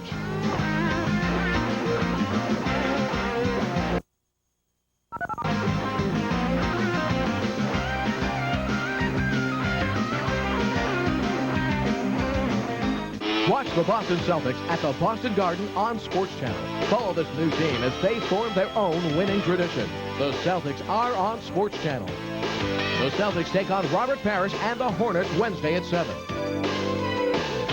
Prime Racing is burning with the XCCA. The coolest drivers and the hottest cars take on North America with SCCA Trans Am Road Racing. SCCA Trans Am. Watch it on Sports Channel, your prime source for sports. I never thought in my life the Patriots could be hotter than the Red Sox, hotter than the Celtics, and hotter than the Bruins, but they are. So you can join us every Tuesday night right here on Sports Channel. You can meet Kevin Mannix, you can meet Ron Hobson, you can meet Eddie and the Sports Gals. They're great, I'm telling you. Nothing like it on television. And of course you can meet Scott Zolak and the Patriots player of the game. 9 o'clock Tuesday nights on Sports Channel. You make sure you're there. Watch Eddie Handelman's Tuesday Night Football beginning at 9 on Sports Channel. Change. It's coming faster.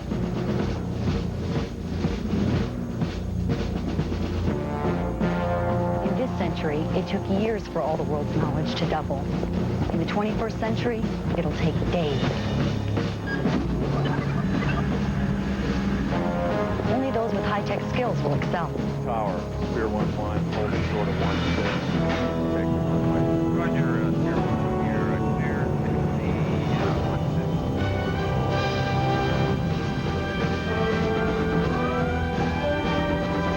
I'm getting those skills now in the Air Force. It's given me powerful tools, education, training, and experience to shape my future. With Air Force skills, I can keep up with tomorrow's changes, and so can you.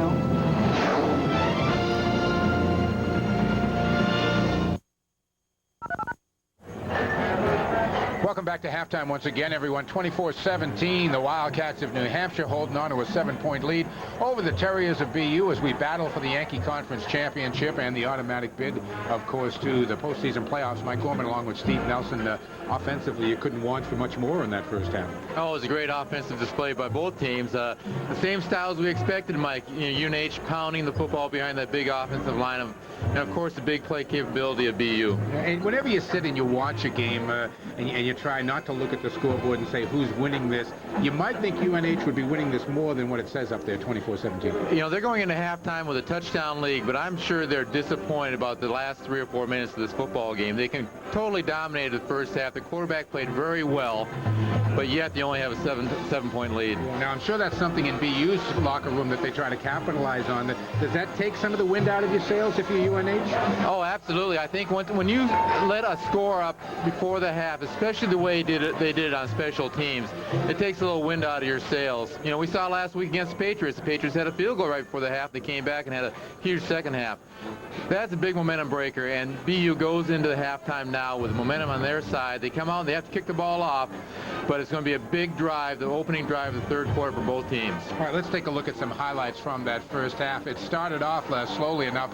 A Mike Morello 40-yard field goal made the score 3-0, and big backs played a big role today. First, we're going to see Lee McClinton run to set up a touchdown. Lee McClinton's been a big story in the first half for UNH, and here he gets a little option pitch and shows he's got pretty good speed, but he's truly a tough inside runner. Abram Smith took it in for the 1-yard run for the touchdown. UNH grabbed the lead at 7-3, and then again it was McClinton to set up another Smith touchdown. See a little cross block there, is a huge hole, and when this guy gets headed north and south, he's a load, and we'll see him. He again showing good running ability and finally gets tripped up. But that led to another touchdown by Smith, this time on an 8-yard run, and it made it 14-3. The Wildcats on top. And then it was Rob Doherty doing what the BU fans expect, and that is throwing the football to his wideouts. This is 4th down play, and it's another big play by Rob Doherty. And he hits Chris Walker for the touchdown. Caught UNH in a blitz, and again, he just let Walker clear his coverage. 6 points. And so BU closes to within 14-10. The crowd here, a record crowd at Nickerson Field, going crazy. And what happens? UNH turns around, and it is Abram Smith taking the kickoff. And other than Mike Morello, nobody lays a hand on him. No, and special teams have played such a big role so far in the first half. You see Abram Smith taking the ball 84 yards for a touchdown, 11 seconds off the clock. Totally turns around the situation momentum-wise. UNH goes in for the touchdown. That made the score 21-10 for the Wildcats. They would add yet another field goal, and this one pushed the score up to 24-10. Curry connecting from 23 yards out, and again, a dominant on the scoreboard and on the field performance by UNH. Not much time left in the first half, and then the block punt really is what has turned the momentum around. Yeah, this is even really a block punt. This is muffed by the punter, giving BU a golden opportunity right before the half to go in and punch it in, and go into halftime only down by a touchdown totally changes the complexion of the game. Carnell Henderson on the receiving end here. Great career he has had at BU. Another great catch in the corner of the end zone. Fabulous catch, and he's double covered here. Doherty just lays the ball in perfectly. Carnell Henderson, great concentration, getting his feet in for the touchdown. 24-17, and that's where we stood at the end of the first half. We are at halftime. Let me make you a coach on both sides. First for UNH. I mean, McClinton ran the ball well. Smith both ran and caught it well. The defense performed well. Is there anything other than maybe the snapper that Bill Bowles picks on at halftime? Well, it's a game of big plays, Mike, and you brought it up earlier. The way UNH dominated in the first half, they should be in the halftime now with more than a touchdown lead. They played really disciplined football on the defensive side of the field. Doherty has not made a big run, a big scramble in the first half. The third down conversion is very low for BU. They're doing everything they can to win the football defensively. Offensively, they've come up with great running with McClinton and Smith. The quarterback's played better than I thought he could play. He's making a lot of great choices, throwing the ball well. UNH has dominated the first half statistic-wise, yet they only lead by a touchdown. Rob Doherty a couple of times missed wide receivers who appeared open, going not crossing patterns, but straight down the field patterns. More of that in the second half? I would think so. They started, throwing a lot of deeper patterns in the second quarter. Of course, they had the win then also, but Henderson had a guy beating the post. Walker had a couple steps on his cover man. There's the opportunities, and Doherty does throw a nice deep ball, so I would expect a lot more balls going deep in the second half for BU. All right, let's take a look at those halftime numbers. As you can see, 9-8, the difference in first downs, rushing yards, all UNH, passing, a lot of that coming on some big plays for BU. Total yards, not a whole lot to choose from, and time of possession right now in the favor of the Wildcats. Those two turnovers, that's very un-New Hampshire-like. Yes, they are, Mike, and I'm glad you brought that out. They have such a plus in the giveaway takeaway category. They gave the ball up twice. And, you know, obviously the second one with the fumble off the punt, it was a huge play. Also, setting up the first field goal was a muff on the special teams. So special teams has been a big part of this ball game so far. All right, the Yankee Conference Championship at stake. It's 24-17 at the half. We'll be back with second half action after these words.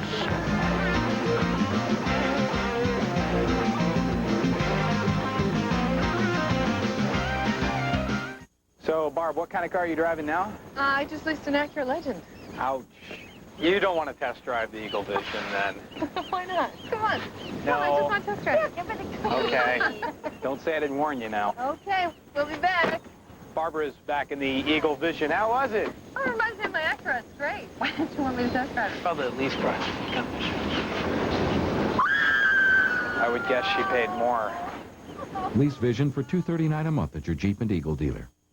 NYNEX has more than 20,000 people here in New England, which means we have about 40,000 ears to lend your business. Do you want to find new customers? Maybe save money? Do you need help managing your network? We'll listen and use everything we've got between those ears to give you good, smart solutions. NYNEX. The secret to a strong finish is endurance. High endurance from Old Spice. All day long it proves it's the longest lasting, hardest working, the best deodorant stick. It evaporates less quickly. It also lasts longer, protects better. Now that's endurance. For the longest lasting, hardest working, the best deodorant stick, demand proof. Get high endurance from Old Spice. You won't go far without it. I'm not a shot. I'm not a shot. I'm not a shot. I am not a shot. Just kidding. Fake shots. NHL 95. Coat World. Over 6,000 coats and jackets at famous Coat World savings every day. Coat World, we've got your coat. Tidewater Mall, Route 1, Kittery, Maine. Milk, eggs. Honey, the game's on. Oh, great. We're back live at Nickerson Field on the campus of Boston University. Again, just a beautiful fall afternoon. Let's take a look around the Yankee Conference. UConn with the 4-point lead late in that game against the University of Massachusetts. And I think I had that Northeastern JMU game in Boston. That is at James Madison, but Northeastern playing very well. JMU a heavy favorite there. It is still 6-3. They are in the third. Delaware and Rhode Island, lower scoring there than a lot of people thought. 13-7. Delaware with a halftime lead over the Rams. And William and Mary, also a team with an outside chance of a playoff spot here, a 21-14 lead at the half over Richmond. Of course, it has been a great 2-year run here at Boston University for Dan Allen and his club. 25 seniors on this team. They were introduced today, led by the likes of Rod Doherty, John May, Quentin Scott, a lot of guys who have played big roles for this BU team in their great run here the last 2 years. And we talked earlier with Dan Allen about these kids and how we'll miss them. It's been a great run for these young men, and you know, you become so close to your players, and we've done an awful lot of things together. We've been through some tough times, and in these past couple of years, some great experiences. So we're going to miss those 25 young men. There's no question about that. And you'd like to bottle them and keep them around for a long, long time. Unfortunately, we can't. We just hope that our younger players have learned from them and just keep the tradition going. Well, Dan Allen really does have it going here at Boston University, and he's a delight to deal with. And at times, I know you, Mike Lynch, and I have shared the play-by-play role. I know I've had BU a couple of times. I know you've had him other times. And Dan Allen is one of these guys who comes out and is never complaining about how much time you take and answers every question you ask him. Really a joy to work with. Oh, he's a real gentleman, Mike. And certainly a couple of years ago, his future was up in, in a little doubt. Now he's got a nice new contract for BU, well-deserved, and I'm sure even though he loses a lot of seniors, he'll have a very competitive team next year. He's got to bring his club back here in the second half, mostly because of this guy, Avram Smith, 21 yards carrying the ball, 64 yards catching it, 107 yards in returns, and 3 touchdowns. And he's heading himself down the field right now and getting ready to take another kick as he is back at about the 10-yard line. Al Barrow is back with him. Doherty warms up on the BU sidelines, but it'll be Jim Stayer and the Wildcat offense that'll have the ball first.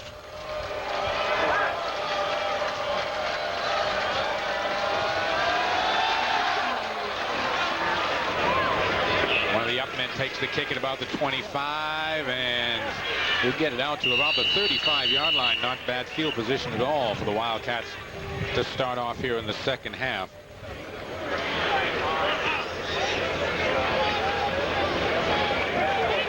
I don't think Mike Morello wanted to kick that ball to Lee McClinton. No, I don't think he did either. Jim Stayer 10 of 14 for 86 yards in the first half. And Doherty, the flamboyant, colorful quarterback that everybody talks about, but this kid Jim Stayer is a very, very good college quarterback. UNH comes out and spreads the field out. In the first half, they gave the ball to McClinton in these types of situations. Stayer rolling out top of the screen. Stayer's going to run with it. Gets it out to maybe the 41-yard line. Pickup of about 5. Well, the success they had in the first half by spreading out their formation, spreading BU's defense out, and then giving the ball to McClinton, you know, picking up big yards on first down. Here's a play that they run right off of that. They fake that, and Stayer showing that he can run the football, picks up good yards on first down. 2nd and 5. Give that time for Smith, and nothing doing as he is swallowed up on the right side. Matt Claflin and Anthony Primavera in there on the stop. We'll see if New Hampshire can continue picking up third down situations. In the first half, they were very successful in this situation and really gave their offense great field position and kept drives going. Smith and McClinton both set behind Stayer.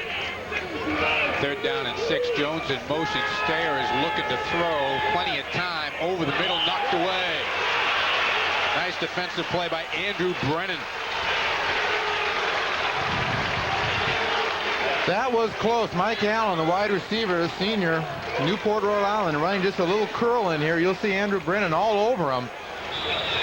And he looks like he got there, well... Yeah, all over him was a good call, Steve, I think. Yeah, all over him. Stayer doesn't like it either. BU did its job defensively. Levine gets the kick away. John Mayo hasn't had much of a chance to return punts today. Won't get any chance at this one at all as it rolls dead at just about the 20-yard line. And that's where Rob Doherty and company will take over. Now, they're bringing it back out to the 20. The crowd was getting a little antsy there, but the official had it spotted on the first contact. During Boston Celtic games, Tommy Heinsohn sits high above courtside, but following the game, Tommy heads downstairs to hold court on Sports Channel's newest program called Holding Court with Tommy Heinsohn. This show is not your typical, and that's the truth, not your typical post-game wrap-up show. A new and unique program mixing entertainment with basketball. Join us Wednesday night following the Celtic-Charlotte game for Holding Court with my pal, Tom Heinsohn. 1st and 10, BU. Ball on the 20-yard line. Quickly to Stevenson, top of the screen. And Stevenson gets out to maybe the 24 before he's pushed back. Rob McCoy and Jeff Boyd halting the forward progress of Ron Stevenson.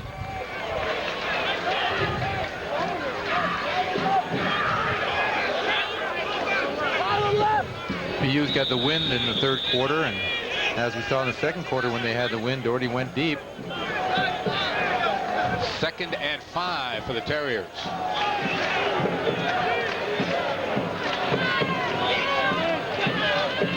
The pitch this time to Dale. Dale trying to turn the corner, can't. Penalty marker is down. Dale is taken out at about the 26-yard line. Generally, we expect a holding. It's Mark Wheeler, the outside linebacker, who took Dale out of bounds.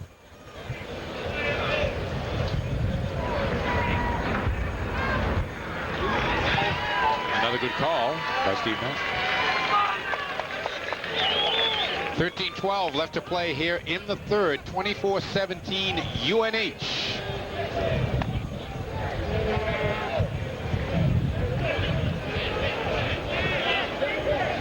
discussing the options. I think UNH is going to accept the penalty. Warren Arms up there talking with the official, and they're taking it back to about the 16-yard line. BU needs to get out to the 30-yard line for a first down. So it'll be 2nd and 14 for the Terriers. Doherty back in the shotgun. High snap. Doherty with lots of time over the middle and had a man.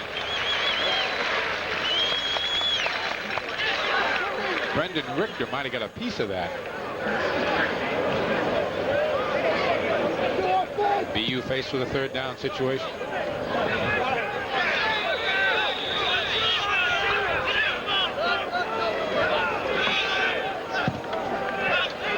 UNH can come up with a play here. It's going to be a great series defensively. They're going to get good field position back, and again, their offense has started in good field position all day. 3 wide receivers to the bottom of the screen. Doherty looking that way. Doherty wants to go deep, has 2 men there. It's picked off instead by Rob McCoy. I don't think I've ever seen that before, Mike. He had 2 receivers running with 1 defender. And Rob McCoy comes up with a big interception. These 2 BU receivers, as you'll see, are running stride for stride. You're talking about putting 2 guys in a zone. These guys look like a relay team out there. Now remember, the 2 red guys are the offensive receivers, and UNH's defensive back, Rob McCoy, is between them and picks it off. Huge interception, big play. Obviously a break in coverage, and Rob McCoy certainly comes up with a big play. Big play by McCoy.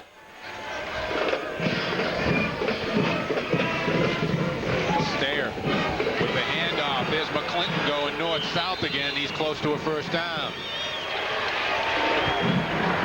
Doherty spent a lot of time on the phone this afternoon. It's probably asked what's 2 receivers doing in 1 spot with only 1 defensive back. Lee McClinton, you'll see, running north and south, and has so much success running the football. I think the combination of UNH's huge offensive line plus just his raw power is right now a little too much for BU's defense. First down for the Wildcats. 12:45 left to go here in the 3rd quarter. Bill Bose's club leading 24-17.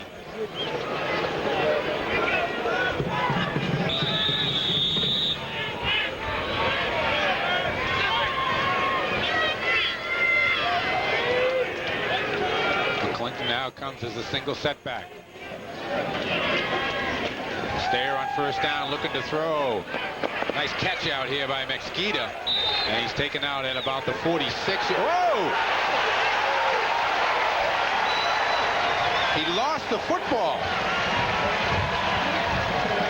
Well, we unfortunately didn't have a very good angle on this one, Mike, but it's going to be a huge play for BU. Mesquita runs a little out pattern. The ball. Oh, watch it together. He's juggling it. And he's stripped. Oh, my. Whatever that call was, BU should not have it. I mean, it's either a drop ball or the ball is fumbled out of bounds. They never had possession, but they'll take advantage of it, I'm sure. Wow, that was a terrible call. BU with the football, trying to get it to Henderson, knocked away. Jeff Boyd up there defensively. Well, I don't know, what was the call a catch and a fumble and a recovery all in that it had to be it had to be that call. The official must have had a bad angle and just didn't see the ball was never in Smith's possession when it went out of bounds. 2nd and 10 for BU.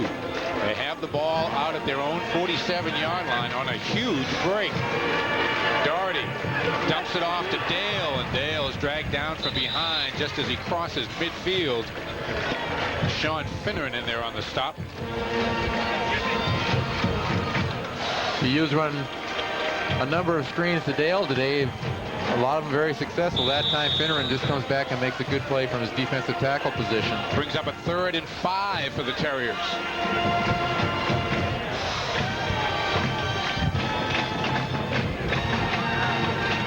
huddle for BU, but they take their time. Down to 8 seconds right now on the clock. Takes the snap with 4 on the clock. Doherty dumps it out here to Stevenson, and Stevenson out of bounds at about the 38-yard line. That's a first down. Doherty with a lot of time, and Stevenson came from the other side of the field. Ron's only 5'6", but he plays a lot bigger, and we'll see he'll catch a nice crossing pattern and pick up a big first down. Doherty. We're not going to see it. Back in the shotgun. At least at the moment, looks like he's going to stay there.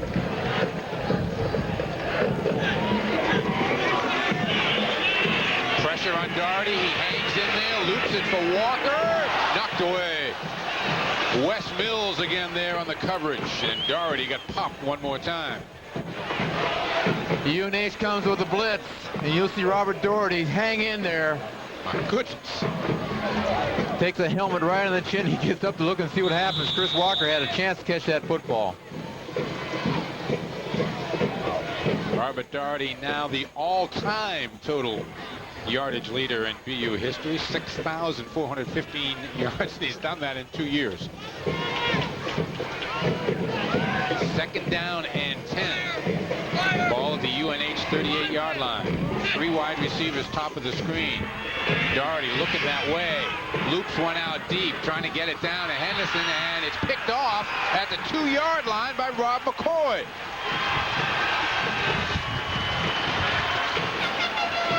Rob Doherty's having a real hard time trying to estimate this wind. Yeah, we've watched him a lot, and he doesn't underthrow people all that often. You're right on, and he's getting hit. I wonder if the hits he's taking are taking a little toll on him right now. Rob McCoy coming up with his second big play of this half. Just picks it off before it hits the ground, and we'll see Rob Doherty taking a hit after he delivers the ball. Yeah, that Foley and Fleming, that'll make you throw short. That's for sure. And quick. Yeah, and up. The give to McClinton. He is tied up. No gain as he's brought down to 3-yard line. Anthony Primavera and a host of Terriers in on the stop. Anthony going with that black shirt here in the second half. He was getting chilled in the first half. I think it makes him look a little taller, Mike, don't you? It is, yeah. Good opportunity for BU to get field position, though.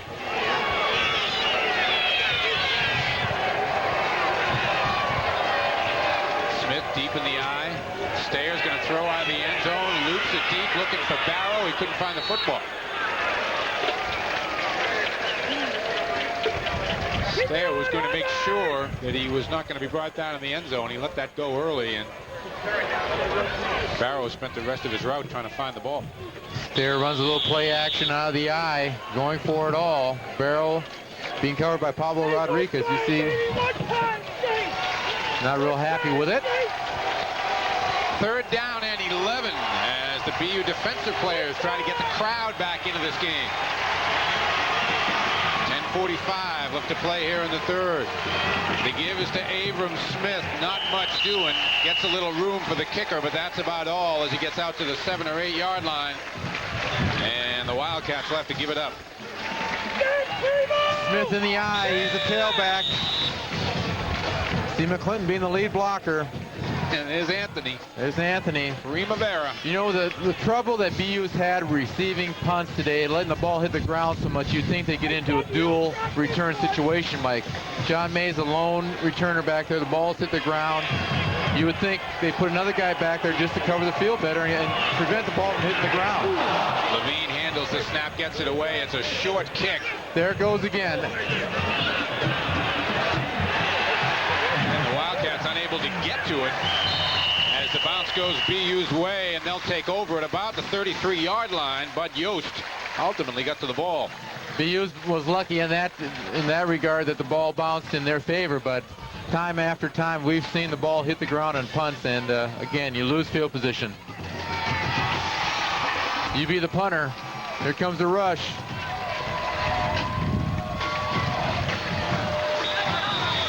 First and 10 BU.